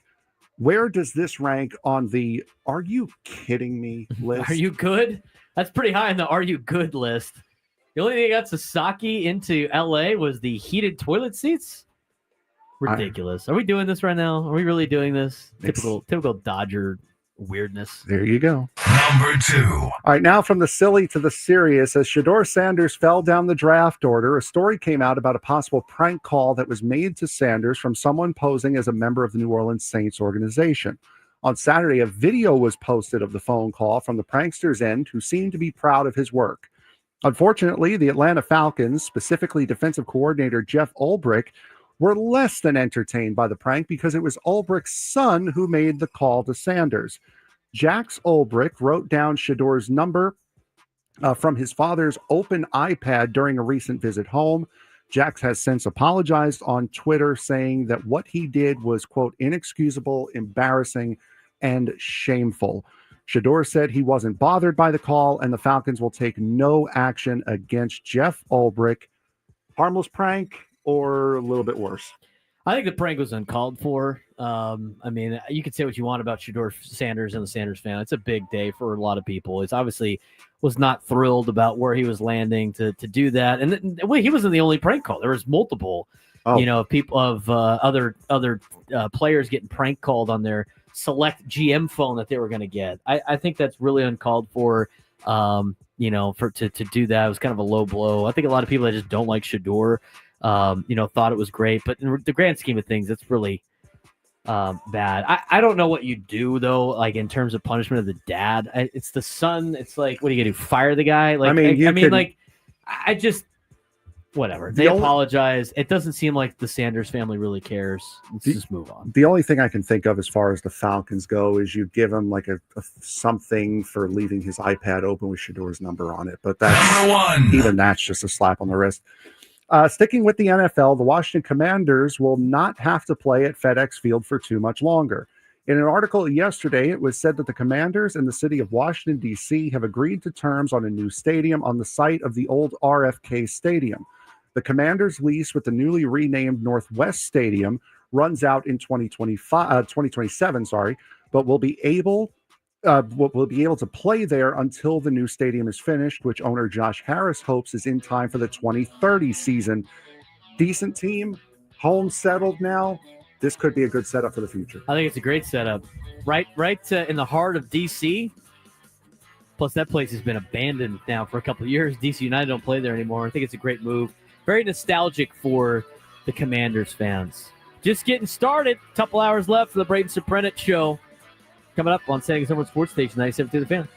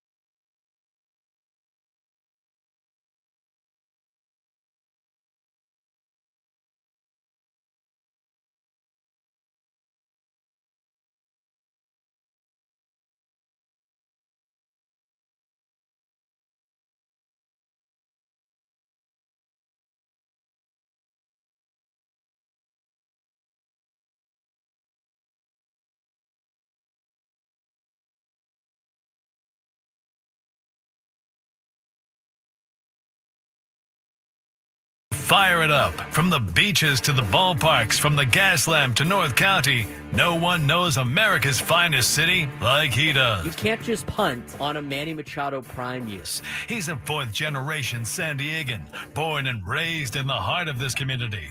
Passionate, opinionated, and always bringing you the real talk on your teams, your city, and everything in between. Braden totally knows his stuff. He's ready for the next step. That guy is good. Live and local, it's the Braden Surprenant Show. But I think Braden's one of the up-and-coming young stars in the media game in San Diego. Now, here's your host, Braden Surprenant. What's up, San Diego? Lunchtime hour on the Braden Surprenant Show. Love to have all of you guys with us. Coming up at a 1 o'clock hour, we have, if I'm not mistaken, tickets to give away for tomorrow's game. Pair of tickets to Tuesday's Padres game against the Giants. First 40,000 fans will receive a free Tony Gwynn rookie bobblehead. Get tickets at Padres.com/ticket. Should be a fun house tomorrow for Padres and Giants. Padres off today on a Monday. Not a lot of those this year. It's mostly Thursdays. I'll be going down to the game tomorrow. So get down there early and get your bobblehead. If you can answer a trivia question in the 1 o'clock hour, we will give those away. I think somebody got a little anxious there. We're already trigger on the phone trying to get their tickets. Coming up at 12:35, we're going to have Eddie Brown on to recap the first round of the NFL draft. After that, we'll have our game show, our midday sports standoff. And if you take me down in that, you will have an opportunity to win or qualify for a chance to win our grand prize of 2 tickets to either Disturbed, Ghost, or Pantera in Las Vegas, plus a 2-night stay at the MGM Grand in Las Vegas and a $150 gift card. Get tickets for all 3 shows now at Ticketmaster.com. I do want to mention that baseball coverage on 97 Through the Fan is presented by T-Mobile. Head to T-Mobile.com and get a great deal on an iPhone 16 Pro. We're going to continue our baseball coverage. Right now, before we talk a little bit about the NFL draft, I do want to get your phone calls, 833-288-0973, 833-288-0973. I talked about this a little bit before, and again, I think you get what you get when it comes to Xander Bogaerts. This is what you signed up for. And we talked about Xander's signing class, but the reality is, if you just look at the history, and I have even more numbers on this that I could talk about tomorrow, and I'm talking all positions. When you give out these gigantic contracts to players that are 28, 29, 30 years old, it very rarely works in your favor to where they play to that level of contract. So you should not be overly surprised if Xander doesn't live up to that contract over 11 years. Not for where he's at in his age. Let's talk about his signing class. His signing class of Carlos Correa, Trey Turner, Dansby Swanson, and Xander Bogaerts. I'm going to put Frank on the spot again. Aside from them all getting big-time money, and aside from them all not playing up to expectations, and despite all of them all signing at around age 30, right before age 30, what do all 4 of those players have in common? You have to do some deep thinking on this. You got to get me on the deep thinking questions when I'm not working on the podcast stuff and actually paying attention. What do those 4 players have in common that are not age, not ability, not contract? It has something to do with their signing of where they're at. Big market teams. No, but close. All 4 of those players did not re-sign with the organization that they were with where they dominated in that organization. Those organizations, the Boston Red Sox, the Atlanta Braves, the Houston Astros, and the Los Angeles Dodgers. What do all 4 of those organizations have in common? They're some of the better organizations in Major League Baseball. Yeah. Like, they're always at the top. Where did those 4 players sign? San Diego, Minnesota, Chicago, What was the last one I'm thinking of? Well, to be fair, it was Philadelphia was the last one. But to be fair, Philly, yeah. Correa signed with San Francisco, then he signed with the Mets, and then he signed with Minnesota. And what did those two organizations do? I don't know about this guy. They saw his foot and was like, maybe not. So all those, I mean, people say the World Series winners, but they ended up going to San Diego, who is, I would say, really desperate to win a World Series. They're trying their best. And us in San Diego should appreciate how much this organization is trying to win, because they could be the Pirates. We could have ownership that's like the Pirates right now. Thank God we don't. And in a city that has had some bad ownerships in our professional sports, we are so blessed to have the ownership group that we have right now that spends money. But you look at the Padres, desperately trying to win a World Series, their first ever. Chicago, who is desperate to get back to where they were at. Minnesota. And Philly. I mean, Philly's been trying to hang with the Braves and the Mets. Who signed this year, Frank? Shortstop. Oh, Willie Adames. Willie Adames. Who did he play for? Milwaukee. Milwaukee didn't want him back. Signed with the Giants. Giants are trying to keep pace with everybody else in the National League West. So when you look at contracts and when the best is to sign guys, look at a lot of these teams that are built for the future very well. And the Padres have done this the last couple of times now. They did it with Fernando. They just did it with Merrill. If you want to keep your guys, and this is for everybody that always goes like, we should have kept this guy, we should have kept this guy, we should have kept this guy. And it could be the same case with Ha-Seong Kim. Who knows? I mean, he's got 1 year of a prove-it deal with the Rays, but if he does well when he comes back and hits the open market, Rays aren't going to pay for him, and then he's going to have to live up to expectations at his age 30-something plus. Seager's another guy. He's actually played pretty well. A lot better, but he's been hurt a lot. But the Dodgers let Seager go. And the Rangers picked him up. Rangers got a World Series out of it, though, so they've cashed in. But let's talk about contracts. If you're going to sign guys and extend guys, the time to do that is when you are young.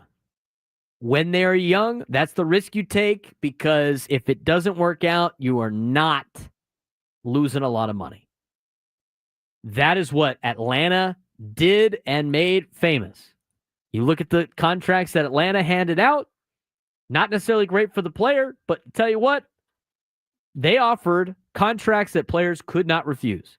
And they get Ozzie Albies for his prime years, and they get Acuna for his prime years, and they get guys like, I'm trying to look at their roster again. I mean, but they're getting a lot, the Pro 4 is a little bit hard. Michael Harris the second during his prime years.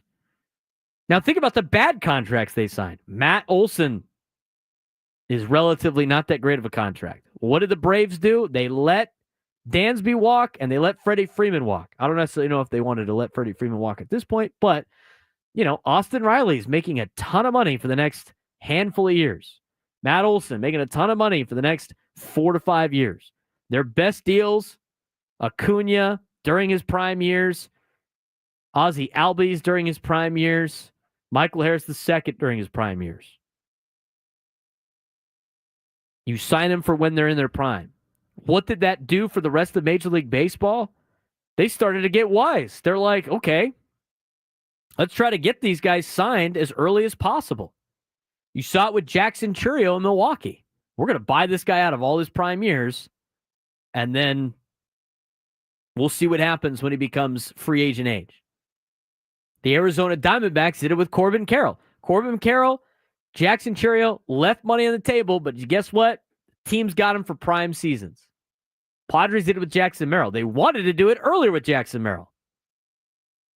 They got that contract done. You got Jackson Merrill under contract for the next whatever it is, whatever deal he signed. Let me go look at it again. It was 10 years. 9 years. 9 years. He got a 1 year deal this year for $809,000, which is better than league minimum. And then his contract starts next year. 9 year deal. He'll be up until about like 29, 30 years old. And then that's when you're going to have to make a decision. Maybe you extend him again like you did with Manny. But when you don't sign guys is when they're in their 30s. You sign them when they're in their 20s, and you get years like with Jackson Merrill, you're getting him for age 21 to age about 30. Those are the years you want that guy. If you look at Xander Bogaerts, if you would have had him for those years, you'd be like, this is the greatest player ever. This is why the Red Sox fans love Xander Bogaerts, because they don't watch some of the games that we see. They're used to him being a 20-year-old. So the question's going to be, again, when you get to some of these guys' age. Now, with Fernando, he's signed till 2034. You're buying out the first couple of years of his 30s. He's never leaving. But the question's going to be, Jackson Merrill, and whether or not you give him a contract extension in X amount of years. Yeah, same thing with Pujols to the Angels. I mean, you go through, and I have to update these stats, but you start looking at some of the players that were signed at age 30 and higher, 28, 29, 30 and higher. You got a lot of players that don't live up to their contract. I mean, you're talking about guys like Anthony Rendon. You're talking about guys like Paul Goldschmidt. You're talking about guys like George Springer, Josh Donaldson when he signed a 4-year, $92 million deal with the Yankees. There's a couple at the beginning when these started to really come about. But more recently, and with more of these contracts being handed out, it's showing to not be very beneficial for organizations to sign players who are 30 years old.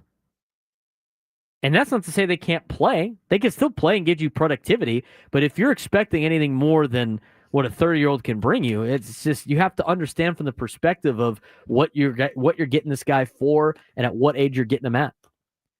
But think about all the big shortstops that have signed. Again, I like comparing it to the quarterback position. Sometimes you got to let these guys walk. 833-288-0973, 833-288-0973. We're going to get to Scott and Mitch when we come back. We'll also talk a little NFL draft and get you ready for Eddie Brown coming up at 12:35 as we lead you to Gwynn and Chris. Padres off day today. Braden Surprenant Show, saying his own sports station 97 through the Fan.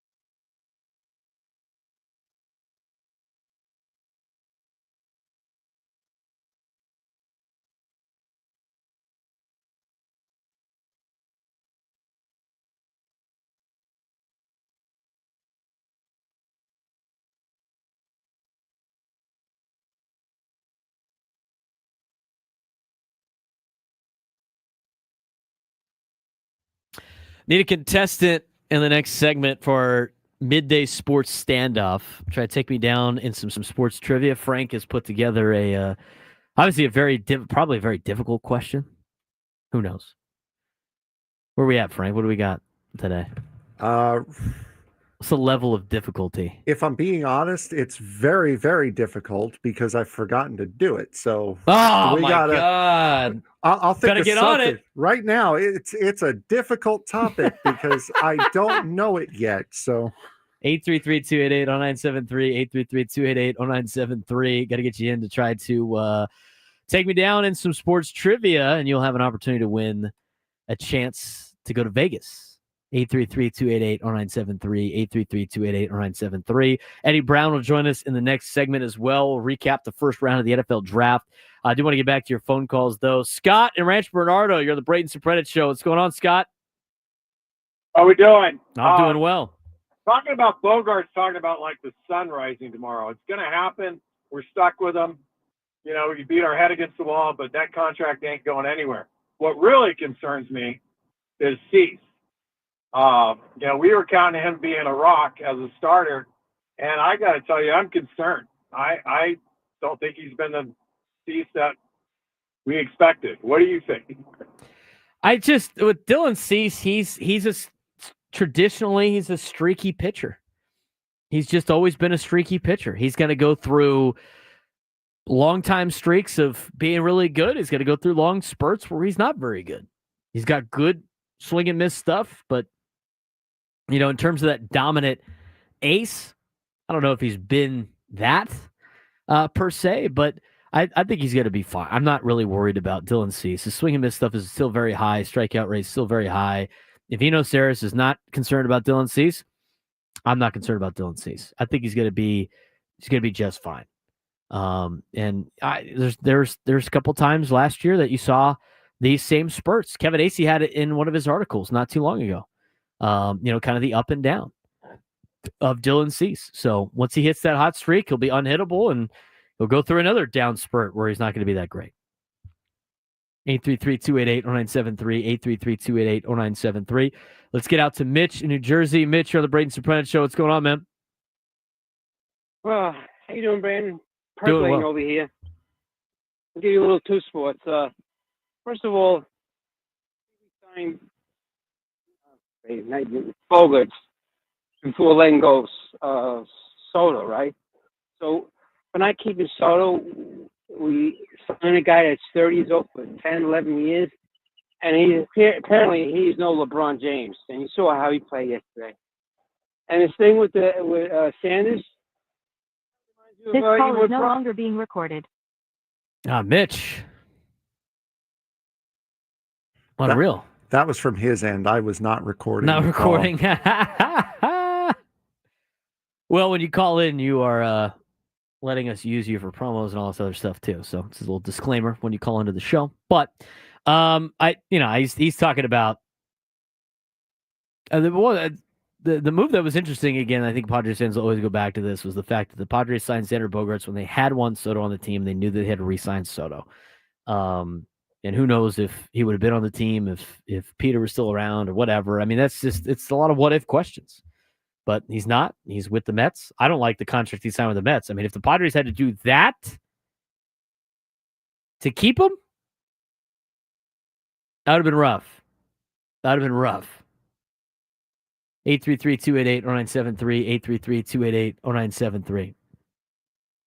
I want to talk about the draft a little bit. And, the whole Shedeur Sanders thing. I think, and Chris Ella pointed out on draft night, that he definitely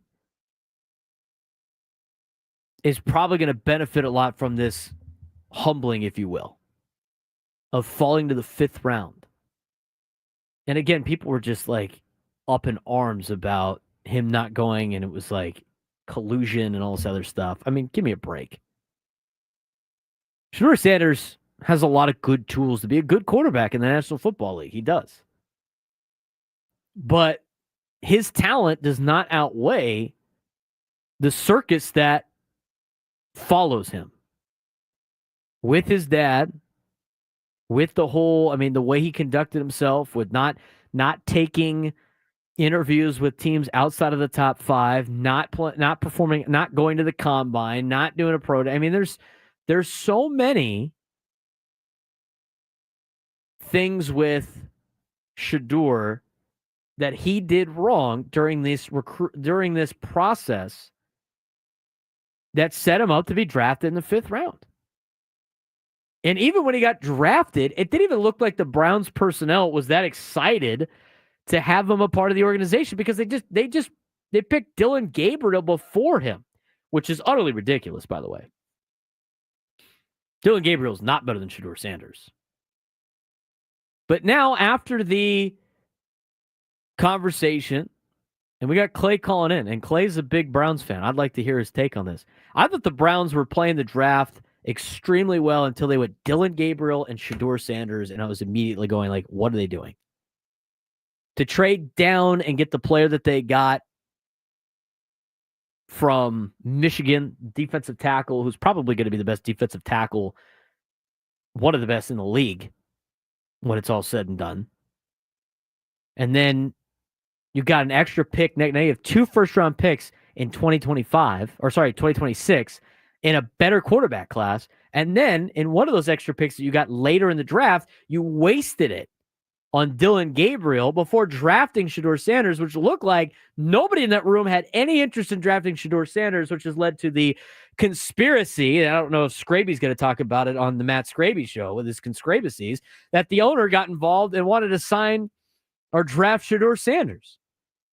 That's a conspiracy. I don't know if that's real or not. In fact, I don't think it's real, but it looked a little suspect. But the thing for Shedeur now is he's in a great situation. He gets to play for a great coach. Kevin Stefanski's a great coach. He's got a quarterback room that's not great. Deshaun Watson's out for the year.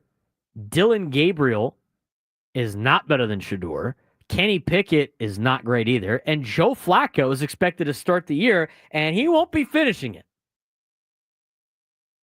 I'd be shocked if Joe Flacco was starting games for the Cleveland Browns in November in the fall. I would be shocked.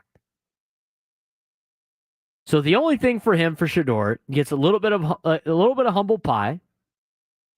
He doesn't make as much money, but he already made a ton in college with NIL.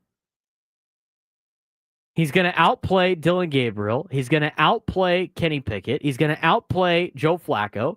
And after about week 5 or 6, he's going to get an opportunity to be the starting quarterback for the Cleveland Browns.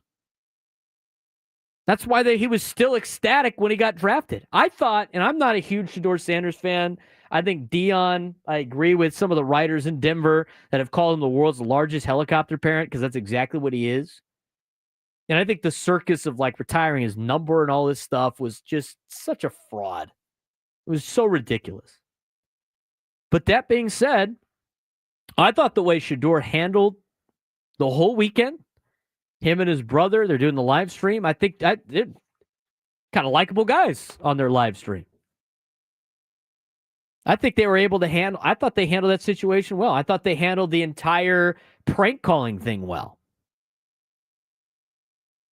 But now he's in a great spot. The thing that I find interesting now is you look at some of the other quarterbacks that were taken. You look at a lot of the players that were taken in the NFL draft that are now making less money than they were doing in college. I can't remember. Was Quinn Ewers drafted or was he a free agent? I think he was drafted like late round. Quinn Ewers turned down $8 million to play for the University of Texas again for $800,000. Yeah, he was drafted. $800,000. That guy's taking a major pay cut to go play in the National Football League. You look at DJ Ungalele, a kid from St. John Bosco, went to Clemson. He bounced all over the place. He won that great in college. He gets an opportunity with the Chargers. His signing bonus is $3,000. I don't know what the money is at San Diego State for their football team. I bet you they're probably making better than $3,000. Now, that's not his salary, but that's his signing bonus. How many of these guys are going to continue to stay in college in the future? I mean, $8 million to play for the Texas Longhorns or $800,000 to back up in Miami. I mean, why not take the $8 million and play another year? There's going to be a lot of teams or a lot of players that start doing that.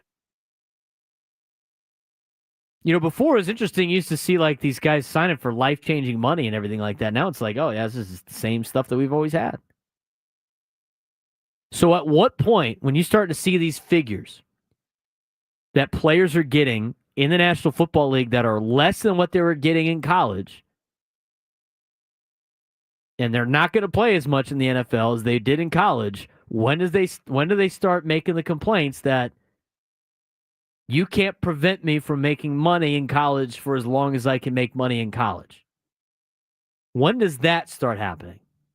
It's only a matter of time before, and you're already starting to see it with some players saying like, well, junior college shouldn't count. But how can you, with antitrust laws, say that these players only have a finite amount of time to play in college athletics when there's no collective bargaining? There's no way this is going to hold up in court. There's going to be players like, hey, look, I can make way more money playing in college. Way more money playing in college. 833-288-0973, 833-288-0973. I do want to take this call before we go to break. Our resident Cleveland Browns fan, Clay, who has now lived in San Diego for a long time, down in the South Bay. What do we got, Clay? Dang, Braden, I'm going to tell you, the draft was wonderful for my Browns. I mean, they drafted both sides of the ball. It was kind of questionable why they drafted. Dylan Gabriel, the other quarterback. Yeah, the kid from Oregon. But I mean, when it's all said and done, I honestly think that the Cleveland Browns definitely will benefit greatly from this draft. I thought they went about it right. Gabriel, I thought maybe they drafted him just in case they needed something.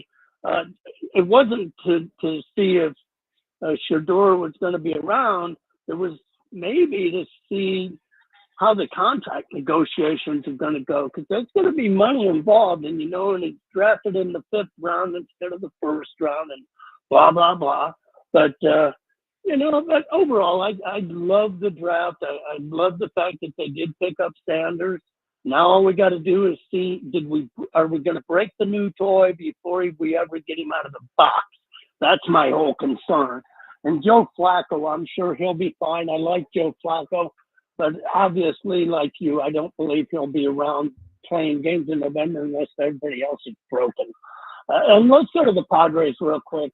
I'm not jumping off my Padres bandwagon. I know you wouldn't, Clay. I know you wouldn't. Yeah, and you know what? Season ain't over. So what? We slide a couple slots. We got guys hurt. We got guys coming back. When we're full lineup again, if we're still sliding, then maybe concern yourselves. But good golly, Miss Molly, we haven't even played 30 games. Well, barely 30 games in the season of 162, and it's going to be the ebb and flow of tides that go along with a full season. So hey, love my Padres, love the show, Braden, and my Browns. Hopefully this year we can turn something around. Well, I appreciate the phone call, Clay. Thank you very much. The Browns had a pretty good draft. The only one that was head-scratching was Dylan Gabriel. I don't know what they were doing. Right there. And then they drafted him before Shedeur. I don't get it. I don't get the move, per se. But I did like what they did with getting the draft picks. I think that's going to set them up well. I think it would have made even more sense if they didn't take a quarterback at all this year, because they could have tanked with Joe Flacco. They have 2 first-round draft picks, one of them being from Jacksonville, who never doesn't draft in the top 10. You could have 2 top 10 picks next year and a way better quarterback class. I guess you could still do that if Shedeur doesn't work out. To draft 2 quarterbacks in this year's draft that's not a quarterback draft, when you have 2 first-round picks next year, is the only thing that didn't make sense on the Browns. Eddie Brown gave them a B+ grade.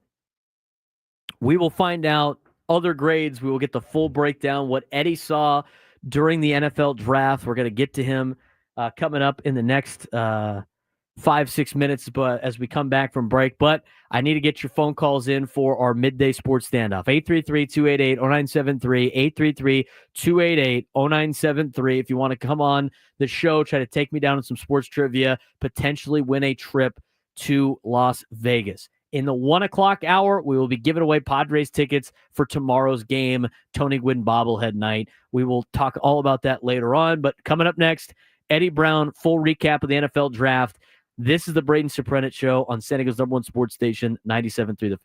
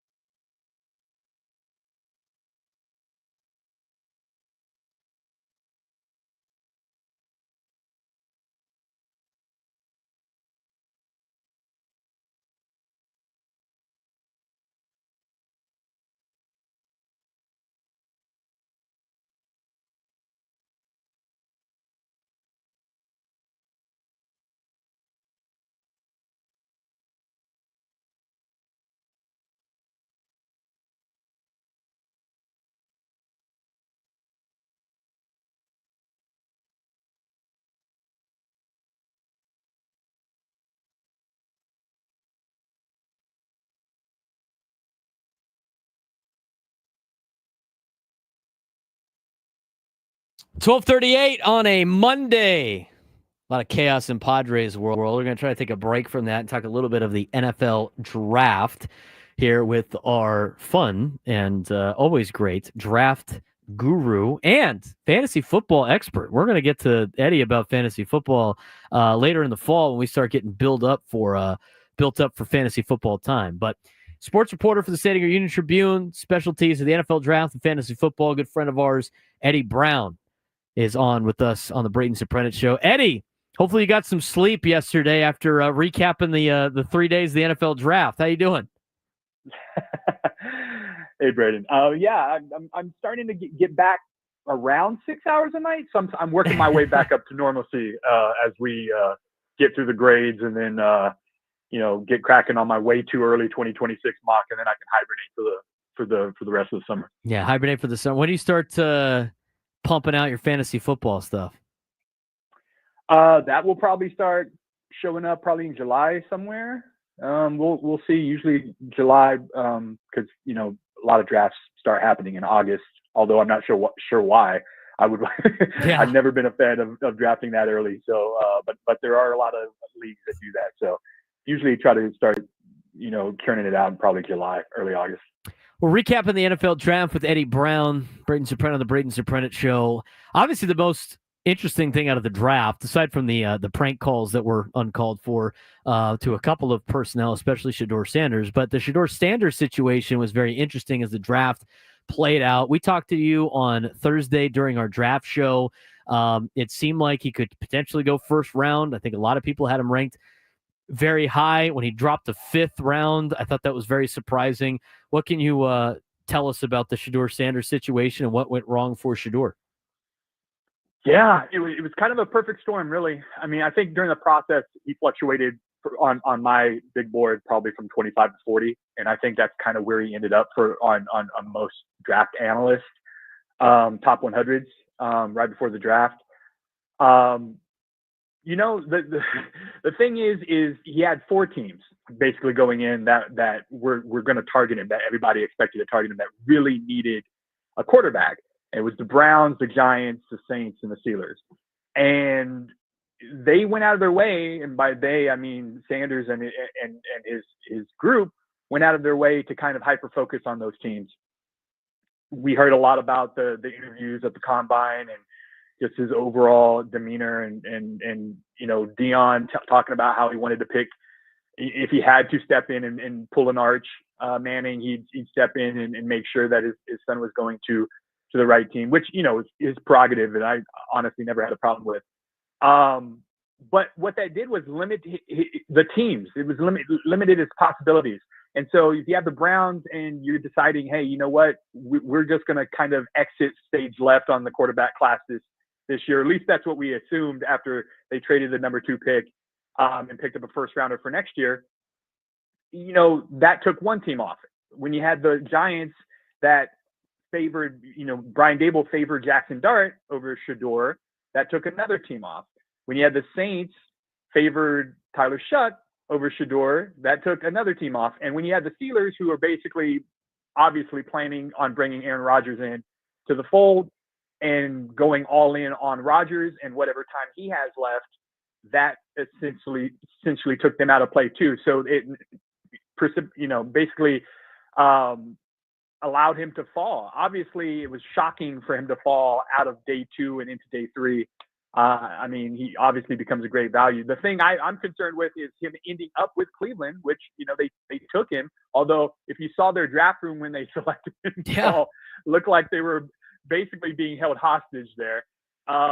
So it's they took a weird quarterback situation with Deshaun Watson and made it even weirder by drafting Dylan Gabriel in the 3rd round and then coming back and taking Sanders in the 5th round. So I'm not even sure how that's going to play out. So it's going to be interesting to watch. It's going to be interesting to watch. The other thing, too, is when you're talking draft strategy in the Browns, and you mentioned Dylan Gabriel, so I'm going to ask you about that. But they started off so great with Mason Graham as a gem. They got an extra first-round pick next year in a quarterback class that's way better. You would have thought that the Browns were going to play this thing perfectly, and they found a way to brown it up. that is a really good way to put it, actually. I wasn't mad at them for. I mean, potentially passing on a generational talent in Travis Hunter. Okay, you still end up with a top 5 player in Mason Graham. You get that first round pick. You are in quarterback purgatory. That's a good deal. Pretty much like I said in my grades, I'm a fan of pretty much any player they took last weekend that wasn't a quarterback, in the sense that they all provide value and they're clearly staring towards the future. But after they took Gabriel in the 3rd round, which was, I mean, I love him as a prospect as far as his quick release, the way he commands, the huddle and everything like that. Obviously, he's very small, and so taking him in the 3rd round is a reach. But they said he's going to have an opportunity to challenge, for the starting gig. So by saying after they drafted him on day 2, saying he's going to have a challenge to, or an opportunity to challenge Flacco and Kenny Pickett for the starting gig, and then drafting Sanders in the 5th. Well, that's 4 quarterbacks, and you traded for Pickett. You incentivized Flacco's contract. You said Gabriel, a 3rd rounder, is going to have an opportunity to challenge. And now you have Shedeur Sanders too, who, a lot of people were thinking you might have taken him at number 2 overall. That's creating kind of a muddy water situation there. And so I can't imagine all 4 of those quarterbacks are going to end up on the roster. Yeah, that's exactly what I thought immediately. Somebody that's getting cut. You either have the 3rd round pick getting cut, you have the highly touted and media outlet in Shedeur Sanders getting cut. Joe Flacco is probably going to start for you at the beginning of the year, and then of course you have Kenny Pickett. I mean, one of those guys is an odd man out. It should be. I hope Hard Knocks picks the Cleveland Browns this year, because I think it'd be must-watch television. We spent enough time on the Browns. You put out your grades today. You gave the Ravens, you gave the Patriots, and you gave the Raiders all A+ drafts in the AFC. Why? Well, the Ravens, it's because they just do what they do. No, I don't think in a team, maybe outside. I mean, the Eagles are certainly, Howie Roseman is certainly making a mark over the last few years, but I don't think a team allows the draft board to fall to them like the Raiders. I'm a really big fan of the Starks pick. I think that defense was terrible at the beginning of last year. They moved Kyle Hamilton up into the slot and had him play closer to the line of scrimmage, and all of a sudden you had essentially a top 10 unit the rest of the way. I think they locked those gains in by drafting Starks and allowing him to patrol center field, and that way Hamilton could kind of just basically take care of the rest. The Eagles, they allowed, they allowed Campbell to fall to them. Roseman couldn't help himself. He had to trade up at least one spot with the first pick.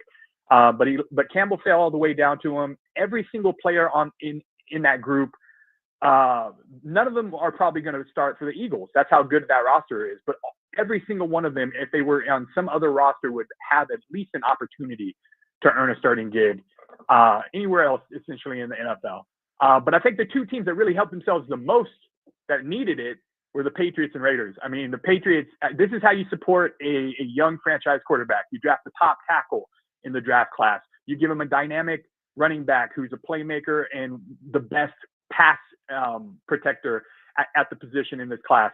You give them Kyle Williams, who's going to step in and be a starter from day one and could essentially be the best receiver on that team with an older Stefan Diggs.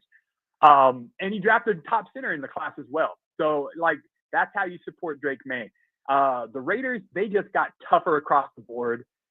They got Pete Carroll, the type of players that he won with on a consistent basis in Seattle, and Ashton Jeanty. Just like I said before, I'm one of the few that had him as the number 1 player on my draft board, because I see him as a generational talent right there with Travis Hunter.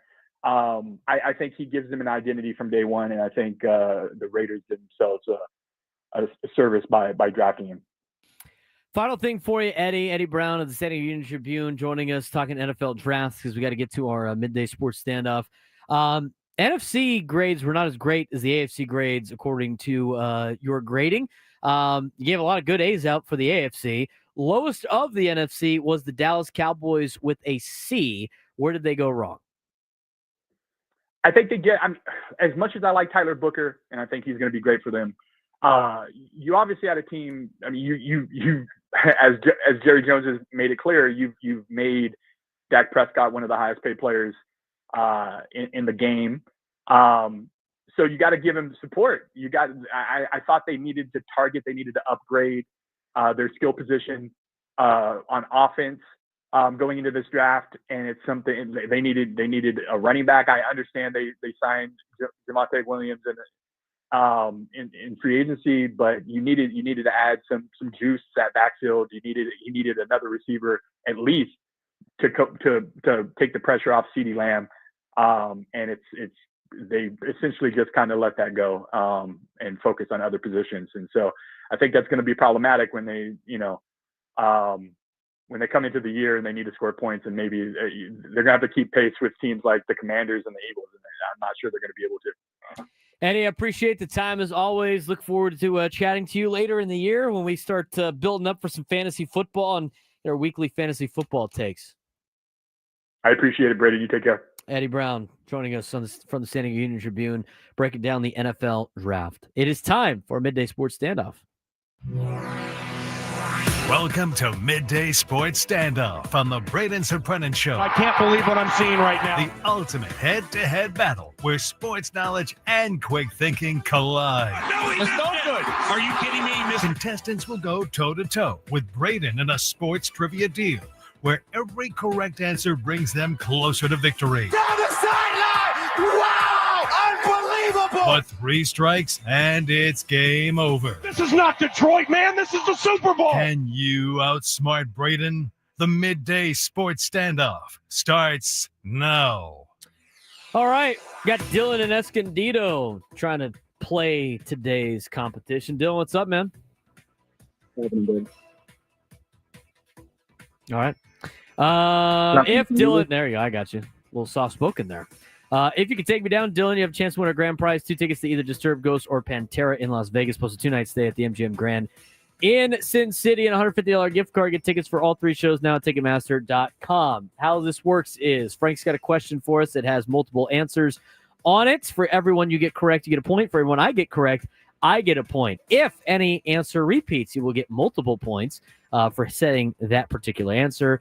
Whoever's got the most wins the contest. If you are too slow or answer incorrectly, you will get a buzz, which means you got a strike. 3 strikes and you're out. Does that make sense? Yeah. All right, man. Let's see what Frank's got. Here's Frank Marchese. All right, so because I am a 5-year-old and because we're just going to continue on the trend today, we're going to take a look at how many people have a batting average worse than Xander Bogaerts on the Padres roster right now. So I guess Dylan, you will go first. Who on the Padre roster has a batting average worse than Xander Bogaerts? Start off with Wade. With who? Wade. Tyler Wade, at least for the moment right now, is batting .290, disregarding at-bats and plate appearances. He has the 3rd best batting average on the team. Braden. I would go with Tirso Ornelas. Yes, that would be correct. Tirso Ornelas is batting .071. Dylan. Maldonado. Martin Maldonado is correct. Martin Maldonado batting .209. Braden. Elias Diaz. Elias Diaz is correct. Diaz batting .167. Dylan. Let's go with Manny. Strike 2, unfortunately. Manny's 7th best batting average on the team, batting .272. Braden. Worse batting average than Xander. Who am I thinking of here? What about Connor Joe? He hasn't got a hit yet. Yep, Connor Joe, correct, has not gotten a hit yet. Dylan. Go with Oscar Gonzalez. Oh no. That is strike 3. Oscar Gonzalez is batting .256. He is the batting average above Xander Just Bogaerts. above Xander. All right.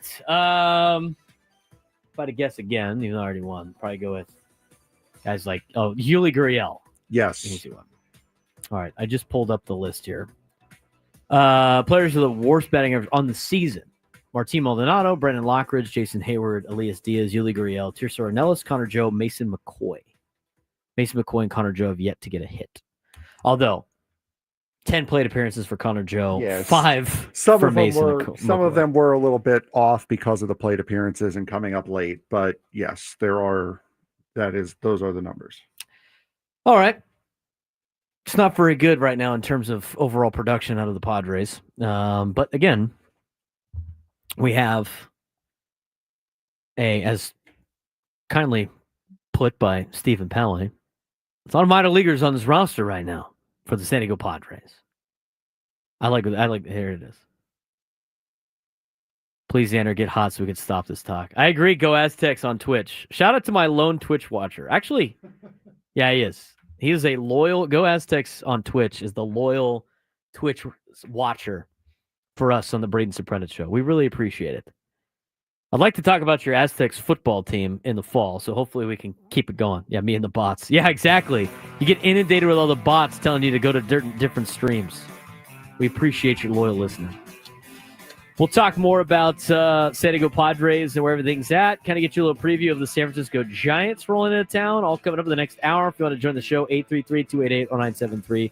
833-288-0973.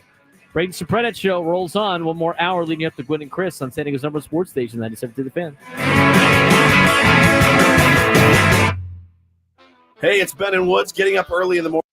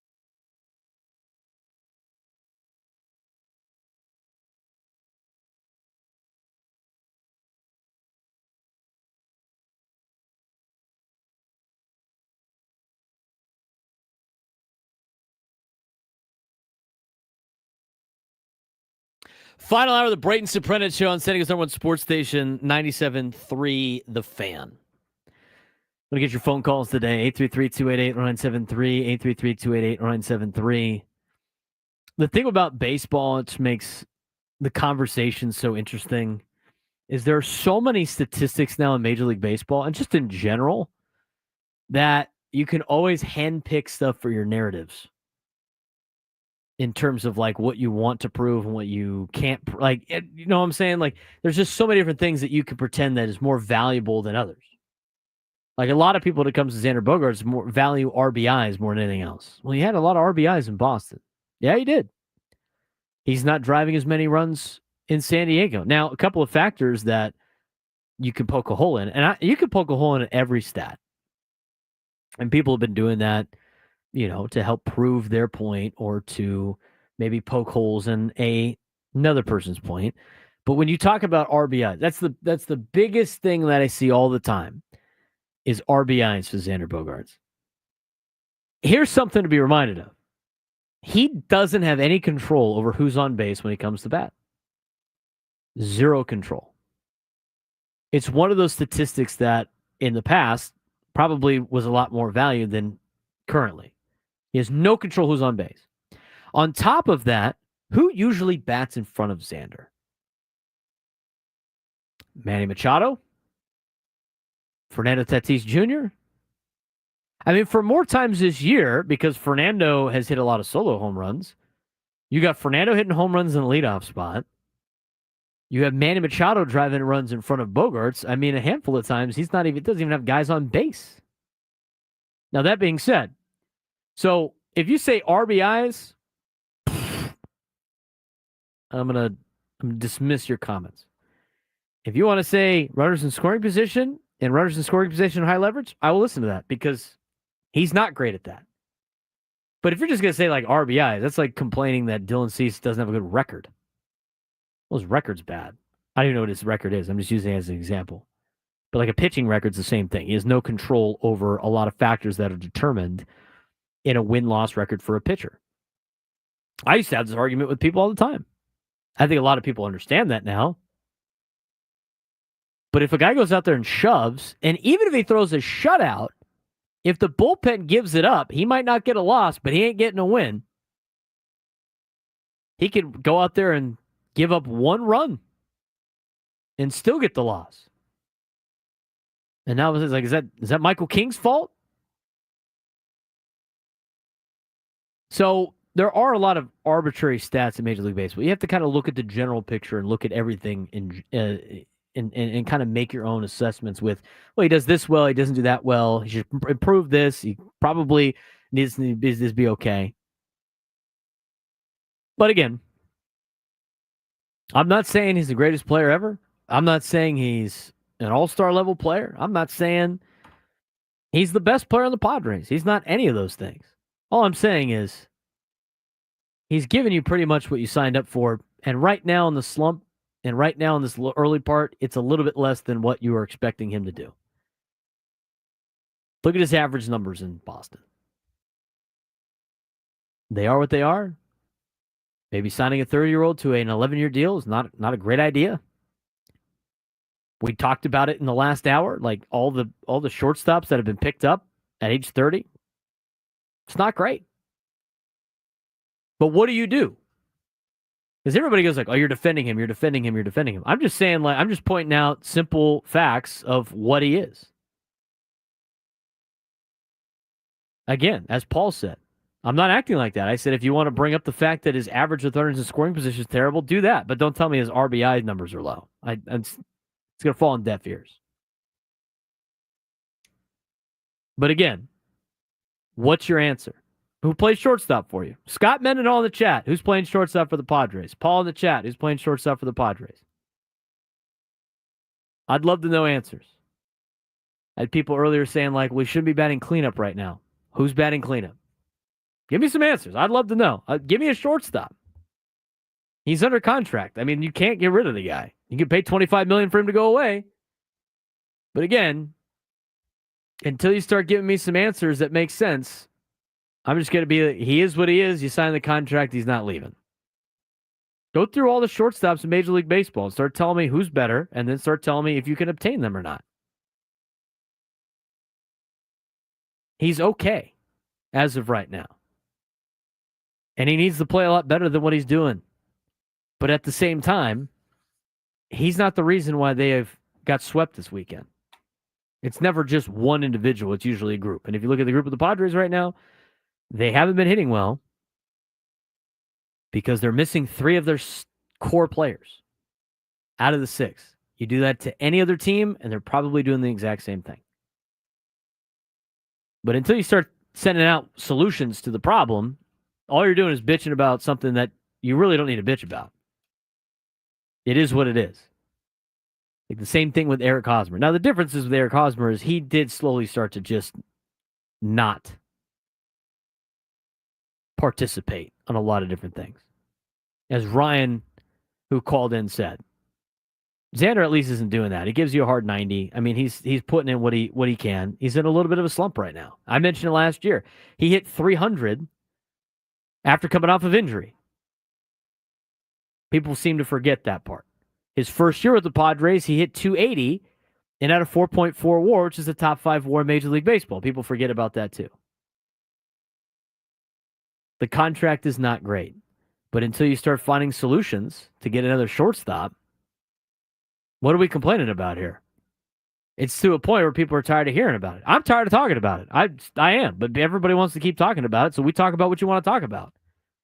I mean, there's a lot of other things I could be talking about in the sports world. We could talk about the NBA playoffs. We could talk about the NFL draft some more. I get you the breakdown on some early college football looks before they start the season. I mean, there's other things I could talk about. People want to talk about this. I mentioned it earlier. If you took Friday's game and you took Xander out of the lineup because everybody blamed him for the loss, and you know what? He was bad defensively. Cost them the error. They ended up coming around to score. Didn't produce with runners in scoring position a couple times. But if you take him off the roster or out of the lineup on Friday, did the Padres win on Friday? The answer is no. It's no. Because he didn't score any runs. Guy goes, he sucks. Stop making excuses for him. He doesn't suck. He's an average shortstop right now in Major League Baseball. If you pull up the statistics, there are 15 shortstops worse than Xander Bogaerts. So he doesn't suck. He's not playing well right now, but he doesn't suck. Jake Waters pointed out, Hosmer refused to adoptive work. It's true. He got worse because he didn't want to put in the time and the effort. Xander's a little bit different. Play Iglesias for him a bit once we can. Then who plays second? Cronenworth, I mean, are you talking about like when Cronenworth comes back? Yeah, I think that's what he was talking about. So you got Cronenworth at second, Arraez at first, and see Iglesias play every single day? Sure, it's not a bad idea. See what happens? I had so many people say the Padres should cut Jose Iglesias over the weekend. It's just never good enough for these people. But anyway, they have to just try to tread water for the next couple of days until they get more players back. And Arraez is coming back, hopefully before tomorrow's game. They should be expecting Jason Hayward back relatively soon. And whether or not we're at with Jackson Merrill's hamstring, we'll see if he's back before the Yankees series. Again, no timetable for him. But again, the guy's track record says he could do it. I think the preconceived notion is when you sign this guy was he's going to be aging. They don't want it to happen, and now they're speaking it into existence. But as Juan Reese says in the chat, Jose Iglesias is great, but there's a reason he's not an everyday player. And I think you're starting to see that with a lot of other players on this Padres team. I have the splits. We talked about it since I might have changed them up a little bit. But the Padres, since Arraez got hurt, your best average is Fernando hitting 333. Your second best is Oscar Gonzalez hitting 238. Tyler Wade, your third best batting average, hitting 222. And then it's Xander batting fourth, hitting 208 during this stretch. It's a collective effort. These guys are not getting the job done collectively, not individually. You look at the on-base percentages. Tyler Wade, number 1, Tatis 2, Iglesias 3, Xander 4. You look at the overall averages, again, as I mentioned before, not a lot of great production out of everybody on the team. I mean, the fact that you're hitting 204 collectively since Arraez went down is Says more about the Padres than it does about one individual. 833-288-0973, 833-288-0973. Again, all the negativities in the chat, all the glazing seems to be on the phone calls. Let's see if Jason in Encinitas keeps that going. Jason, what's going on, man? Hey, Braden, how are you, buddy? I'm doing well. I'm trying to call. I'm trying to flip the topic.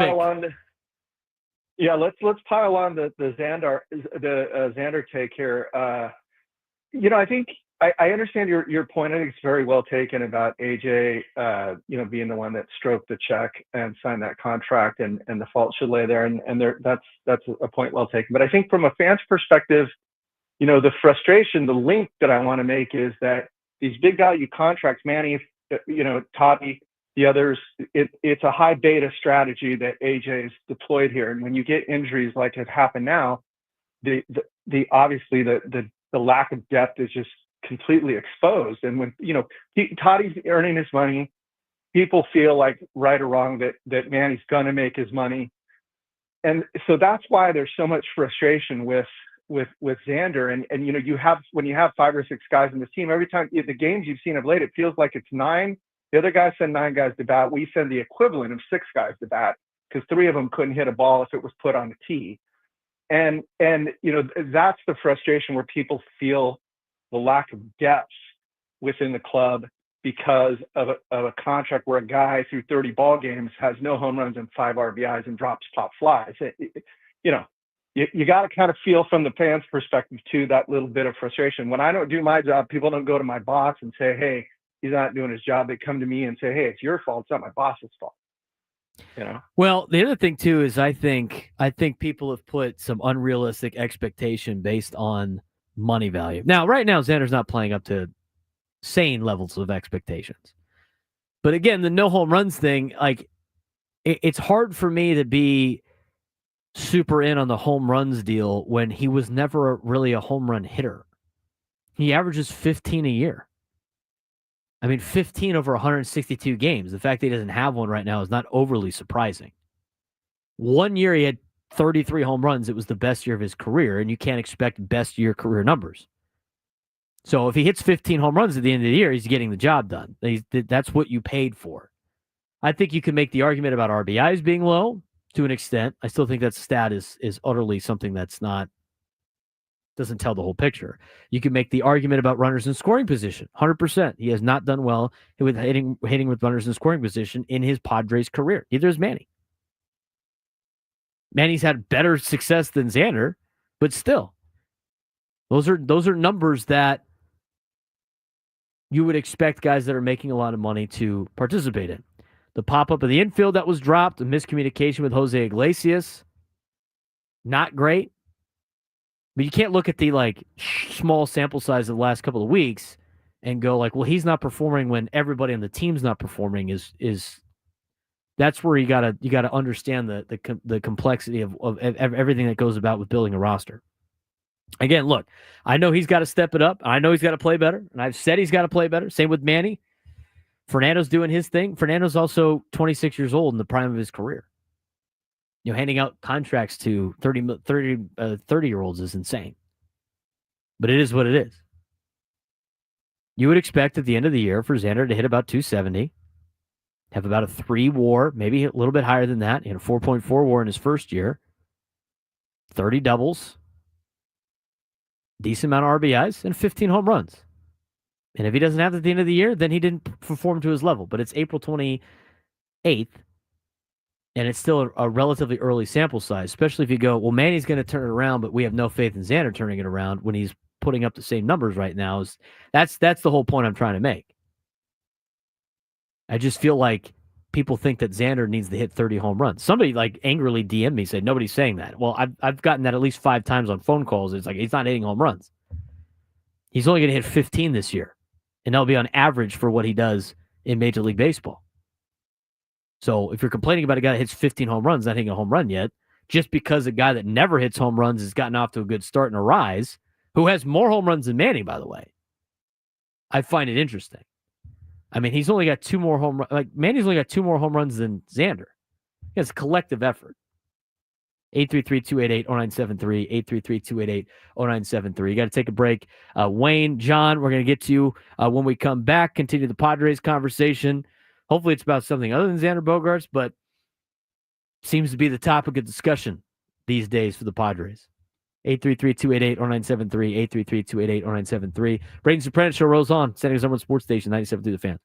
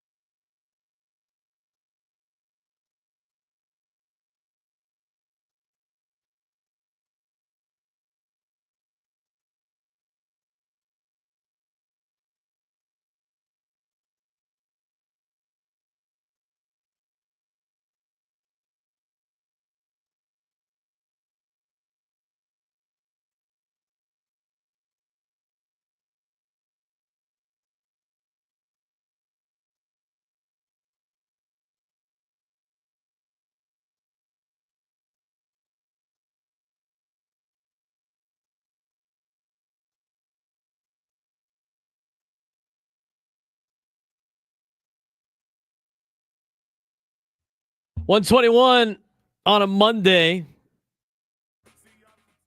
Padres get swept over the weekend to the Tampa Bay Rays. Did not hit very well throughout the entire order. They're just trying to tread water to get to a point where they can get some of these guys back. The good news on the horizon is hopefully Luis Arraez is back for the series against the Giants. And you should be able to have some decent pitching against San Francisco. It should be Pivetta coming up tomorrow, if I'm not mistaken. And then I think they're going back to King on Wednesday, just because, again, they had the off day. That's why they sent down Kyle Hart. So Logan Webb and Nick Pivetta tomorrow at 6:40. Wednesday, a 1:10 start. Landon Rupp and Michael King. I will be broadcasting from the loft on Wednesday before Sam Levitt. So come by and say hi. We appreciate you guys being part of our show. I think a lot of people are done. I'm tired of talking about Xander Bogaerts. Been talking about it all day. It's what everybody wants to talk about for some reason. It is what it is. 833-288-0973, 833-288-0973. We are going to give you a preview of the Padres and the Giants series when we come back. Also, pay attention, because at the end of this segment, I'm going to ask a trivia question that involves the San Diego Padres. And if you get said trivia question correct, you will win tickets to tomorrow's Padres game against the Giants. That is Tony Gwynn rookie bobblehead night. If you call in and answer the trivia question at the end of this segment.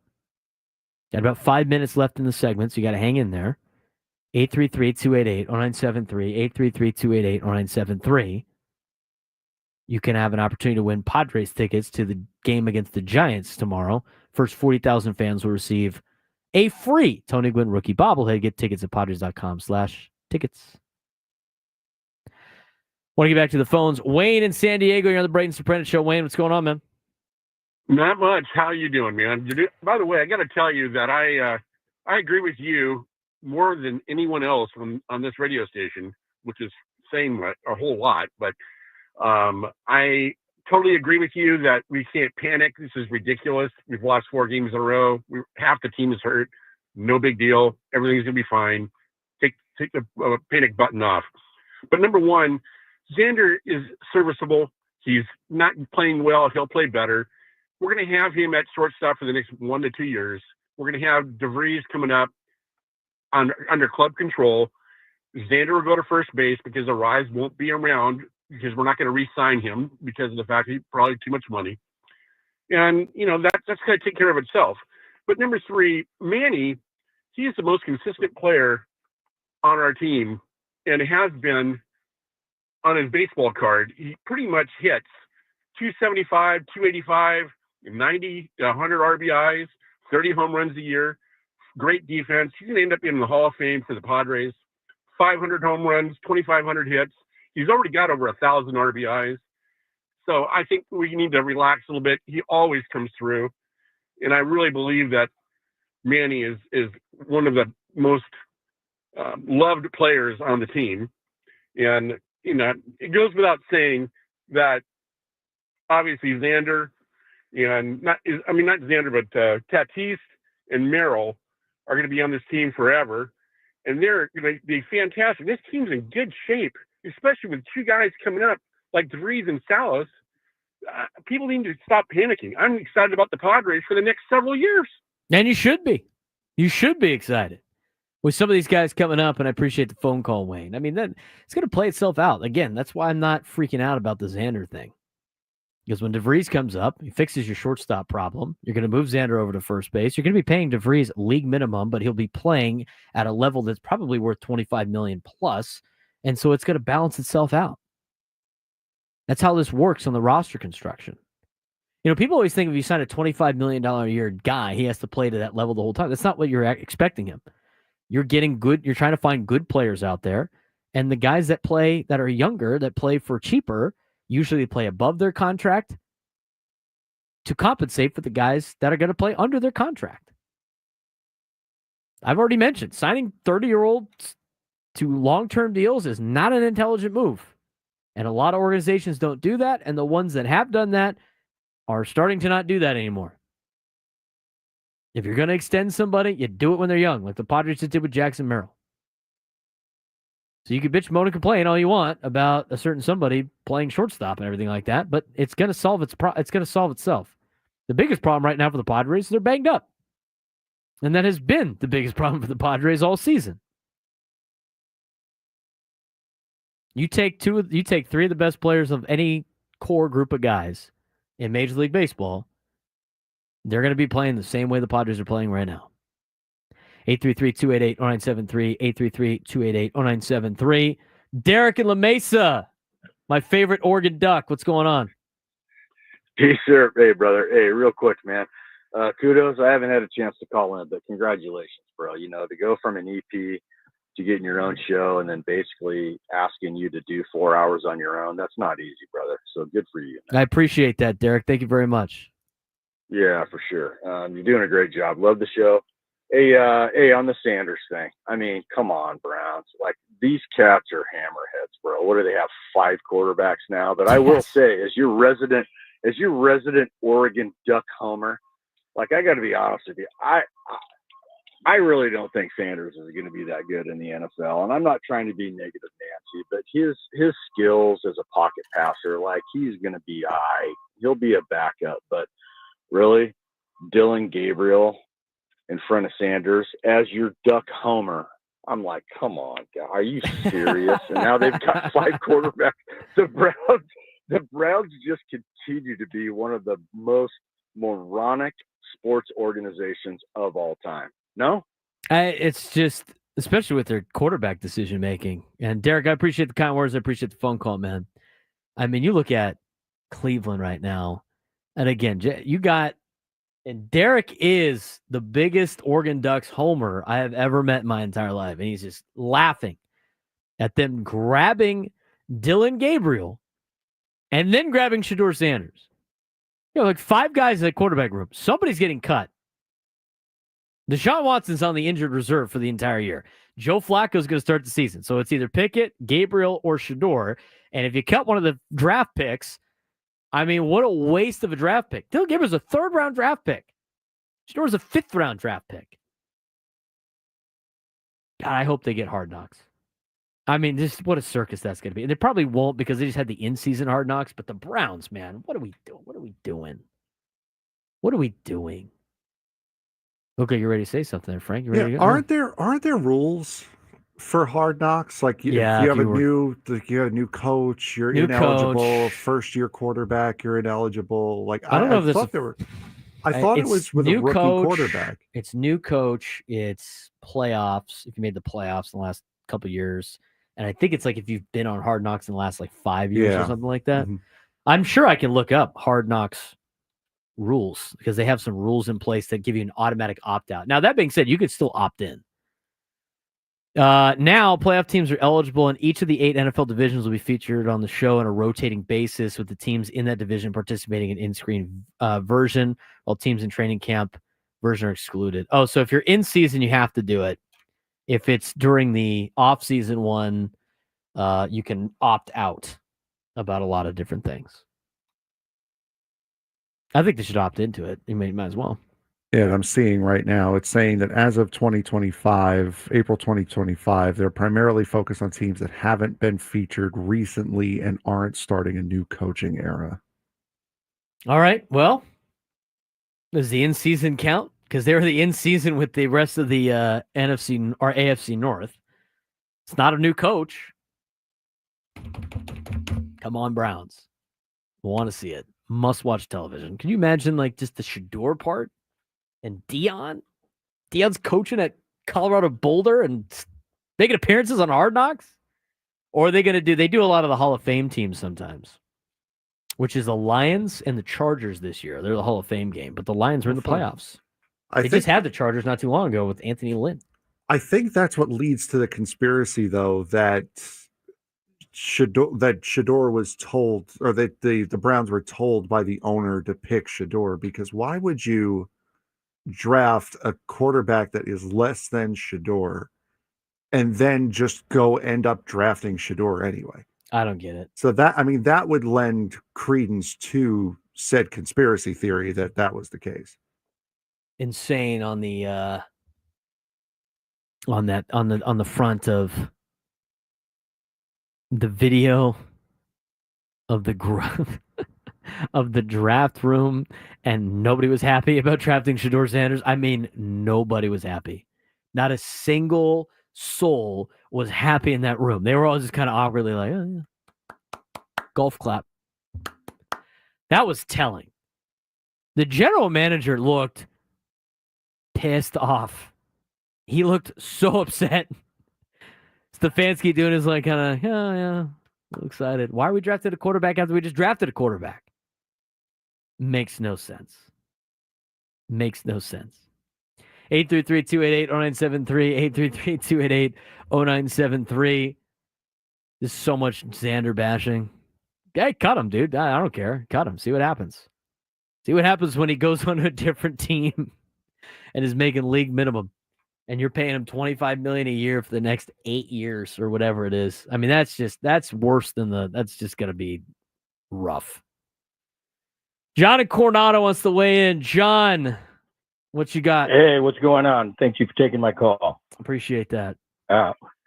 But as I was making the drive from Imperial Beach to Coronado right now, maybe I heard wrong, but maybe I heard some blasphemy comparing Machado's run production to Xander's.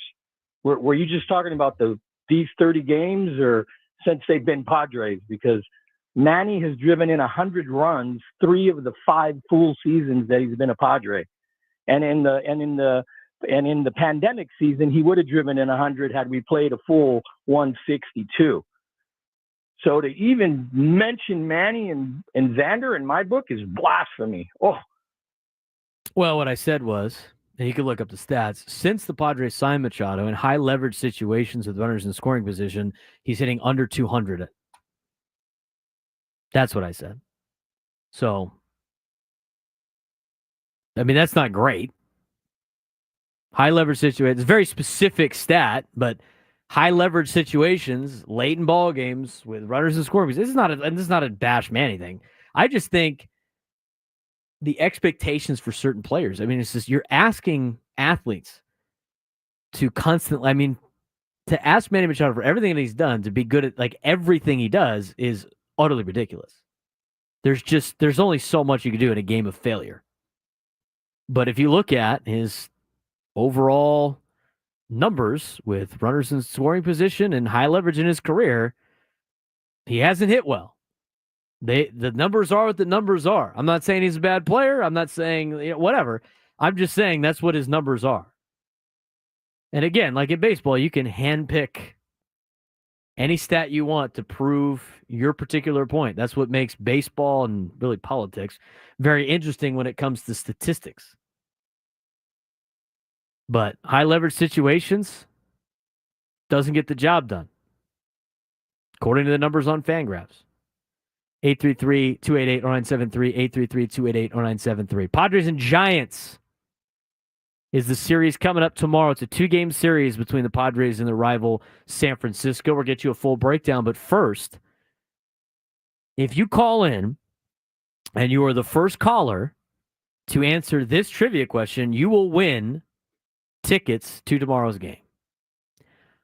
Who is the only other Padre in Padres history besides Tony Gwynn to wear the number 19? There's only one other Padre. What other Padre in the history of the San Diego Padres has worn number 19 that's not named Tony Gwynn? 833-288-0973, 833-288-0973. First one to call in and tell me the only other player in Padres history to wear number 19, you will win tickets to tomorrow's game. We'll get you your answer when we come back. Braden Surprenant Show, saying it's number one sports station, 97.3 The Fan.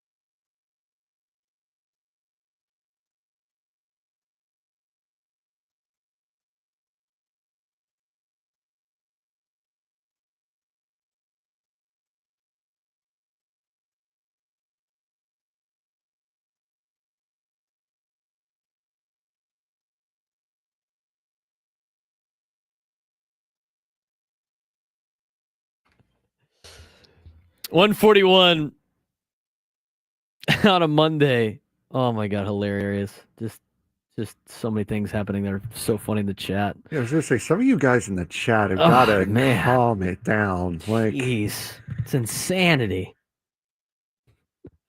I'm dying though. It's so funny. Honestly, it's not a bad idea, Nate. I've had some friends that go like, you should read the worst tweet you've seen all day, and reward them on something. This worst message in the chat all day. There's a lot of bad ones. yeah, we can't read any of them though. That's the right. thing. The random conversations you guys have in the chat, just hilarious. Totally hilarious. 833-288-0973. 833-288-0973. It's really remarkable, some of these things in here. But as I mentioned before, it's just like the level of hatred for a player on their team is just so funny to me. He's got to play better. I mean, but like, so funny. That was the Sushi Sam idea. I do think it's an interesting question. Go Aztecs in the chat. Again, good job trying to flip the subject. Speaking of numbers, thoughts on Warren Moon unretiring his number for Cam Ward, and Ward saying he didn't know much about him and had to watch YouTube. The disrespect. What year is Cam Ward born? Cam Ward was born, it had to be like, the earliest is like 99, right? I'm not sure, but I do know that we are officially old because the last person I saw that ever be drafted, born in the 1900s, was drafted this year. Yep. Saw that. Cam Ward was born in 2002. Cam Ward probably didn't even watch, like, I mean, think about it. Like Reggie Bush highlights. I mentioned like Reggie Bush now to like kids I coach. They look at me like I'm nuts. Who is that? In fact, 2 football seasons ago, I was coaching, and some kid made an interception like this, for those on YouTube, diving back like Antonio Cromartie. I was like Antonio Cromartie. Kid was like, who is that? I was like, oh, man. Man. Insane. So, I'm not surprised he didn't know much about Warren Moon. I know Warren Moon is a really good football player from the sake of when I was like in high school and a little bit younger than high school. Every summer, I used to watch like just NFL Network on all day long when I was a Chargers fan. They'd do like the top 10s and like Warren Moon would pop up every once in a while. And you see some highlights about Warren Moon. And they got his number. They got his jersey. I think it's a Seahawks jersey at Philippi's in Scripps Ranch. Like that's hanging up. Like aside from that, and knowing about Warren Moon, I can't tell you I've watched a lot of highlights about Warren Moon. So I'm not overly surprised that Cam Ward had to look him up. But you at least know the name, though. Right. I mean, if you're going to an organization like, well, I guess he played in Houston, but if you're going to an organization that is the Tennessee Titans, you should probably know a little bit about the history of the team as you're like, he had well within 24 hours. Forget about knowing the history of the team. A little bit of the good players. Learn the history of the sport. These guys don't watch. They don't watch the sport. They don't watch the sport. I have to make the kids I coach watch sport. Watch sports. Watch football. I like almost assign it as homework. Watch it. I need you to watch football. That's a problem. A lot of these kids that play sports right now don't watch their favorite sport that they play. They don't watch it. I'm not utterly surprised. Now, in terms of unretiring the number, hey, good on Warren Moon, man. If he wanted to just, if he really believed in that. With Cam Ward, letting him do it, that's cool. But I'm not overly surprised that he didn't really know who Warren Moon was. He was born in 2002. When did Warren Moon play? I can't even tell you when he played. I know he played for like the Houston Oilers. Speaking of unretiring numbers, I think Lawrence Taylor didn't know that was an option. Oh, really? Yeah, because they asked him, right? Didn't Abdul Carter ask him to wear 56? I don't think it was like hey, can I wear this? It was Abdul Carter made some sort of comment. He's like, hey, are you going to wear number 11? He's like, I don't know. 56 looks pretty good to me. And Lawrence Taylor was like, I don't think he can, because isn't it retired? But like, no, that's my number. Go away. I don't mind like guys asking. To be honest, like if they asked for it, it'd be kind of cool. Like they wouldn't ask you to wear the number if they didn't think you were a really good player, right? And then you would be honoring the said player by wearing it. But if they didn't play wear it, well. But that also turns back around is, does Abdul Carter know who Lawrence Taylor is? I don't know. Bigger question, though. Does Cam Ward know that Xander Bogaerts is overpaid? Oh, good night. We have worst comments in the chat award that I think needs to be added to the show. Boogie wins comment of the day. Does Cam Ward know that Xander is overpaid? Oh, that's awesome. That's awesome. I'm dying, dude. We got two people yelling at each other. The chat's hilarious to me because most of the time people are having side conversations. I told my friends to look at some of the comments in the chat, and they're like, wait a minute. We got one guy talking about Xander and complaining about Xander. We have another guy talking Warren Moon. We got another guy having a conversation and yelling at this other guy. So great. And the best part is when one person sees another conversation that they're not in, that he makes a comment on, and now you got one guy in two different conversations trying to keep track of both of those conversations. See, go Aztecs. You can't go to YouTube to argue the Xander haters because I need you representing us on Twitch. You're our lone Twitch representative. You're a lone Twitch representative. You can't dump us, buddy. I'm not answering the 100 gorillas or one human or 100 humans and one gorilla. I don't even know what that is. I saw that trending on social media last night. Don't need to talk about it. Warren Moon played from 1978 to 2000. Played for the Oilers, the Vikings, the Seahawks, and the Chiefs. For anybody that needed to know that. The retired number things is interesting. We didn't really dive into it that week because the Padres were playing really well. But Colorado retiring Shedeur Sanders' number and Travis Hunter's number. Colorado's athletic director in 2020 said they were about to unretire all of the numbers that were retired. And he had already talked to all the families and they said it was okay. Colorado, guess how many numbers Colorado Boulder football has retired? Guess. Before Shedeur and Travis Hunter. 4. Was that right? Yeah, 4. Oh, wow. 4 numbers retired. Who is the latest number retired for Colorado football before Shedeur and Travis Hunter? The last time the number was used the year it was retired? The year it was retired. 97. Not a bad guess. It was actually 2017. It was after the passing of Rashaan Salam. Not a bad guess. You're only 20 years off. Not a bad guess. Rashaan Salam got his number 19 retired posthumously after he played from 92-94, won a Heisman Trophy. He had his number retired the year after he passed away. He played from 92 to 94, and they only retired his number after he died 23 years later. Yes, and they retired it the year after he died. That's a D2 move right there.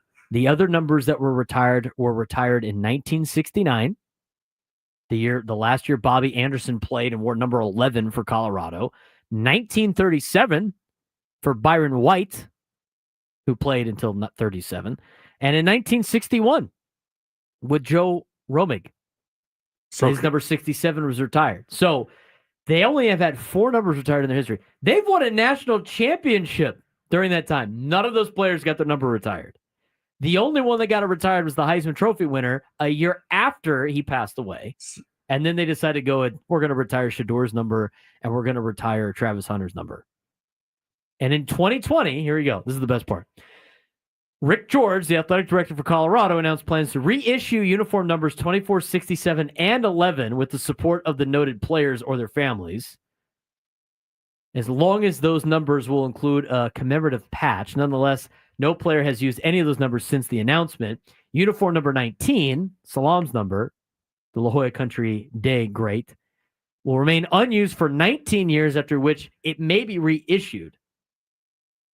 2025 Shedeur Sanders and Travis Hunter's numbers have been retired despite the controversy. They were drafted in the 2025 NFL Draft as the 144th and 2nd pick, respectively.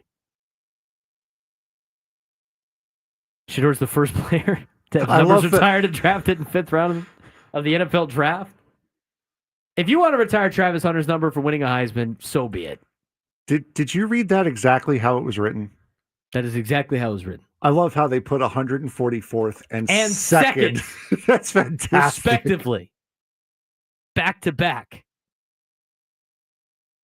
That's hilarious. So how long does Sanders and Travis Hunter's numbers stay retired before they reissue those numbers?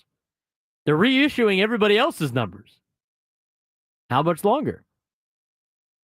So from all of those perspectives, I think it makes the retired numbers even worse for those two. If you want to retire Travis Hunter's number, fine, he won a Heisman. But for two players that went 13-12 in their career at Colorado with no bowl wins to speak of, I find it very odd that they decided to retire those numbers before the NFL draft even happened. They should have retired them in the fall. At least in the fall, you could have been like, okay, at least some time has passed. Boogie in the chat. When Dion leaves, same with Go Aztecs on Twitter. When Dion leaves, hilarious. This guy's still saying they're overpaying Xander. Sick, dude. There's nothing you can do about it. They're still overpaying him. He's going to continue to get paid. And regardless if he's on the team or not, you're still going to pay him $25 million a year for the next 8 years. You better get used to it. They're not changing that. And nobody's taking the contract. So there's really no reason to complain about it. I think we've talked enough about Xander Bogaerts today. Ad nauseum. Are you sure? Because we still have another, 35 seconds left. Yeah, we're close. We're close. San Francisco Giants are in town. You going to the games this week? I will be at the game tomorrow, and I will actually be here on Wednesday. Oh, nice. Okay. In the game here. I will be at the games both tomorrow and Wednesday, both as work, not play. I will be there at the Loft. I'll save you a seat. Thank you. I appreciate that. I mean, can we place bets on what year we'll have to eat the X contract? Aren't you eating it now if you don't think he's very good? It's interesting conversation. Bring Frank back. Frank will be back. It's just a matter of time. Frank, appreciate your work as always. For Frank Marchese, I'm Braden Surprenant signing off, leading you up to Gwen and Chris. Full show today and the Matt Scraby Show on San Diego's #1 sports station, 97.3 The Fan. Talk to you guys tomorrow.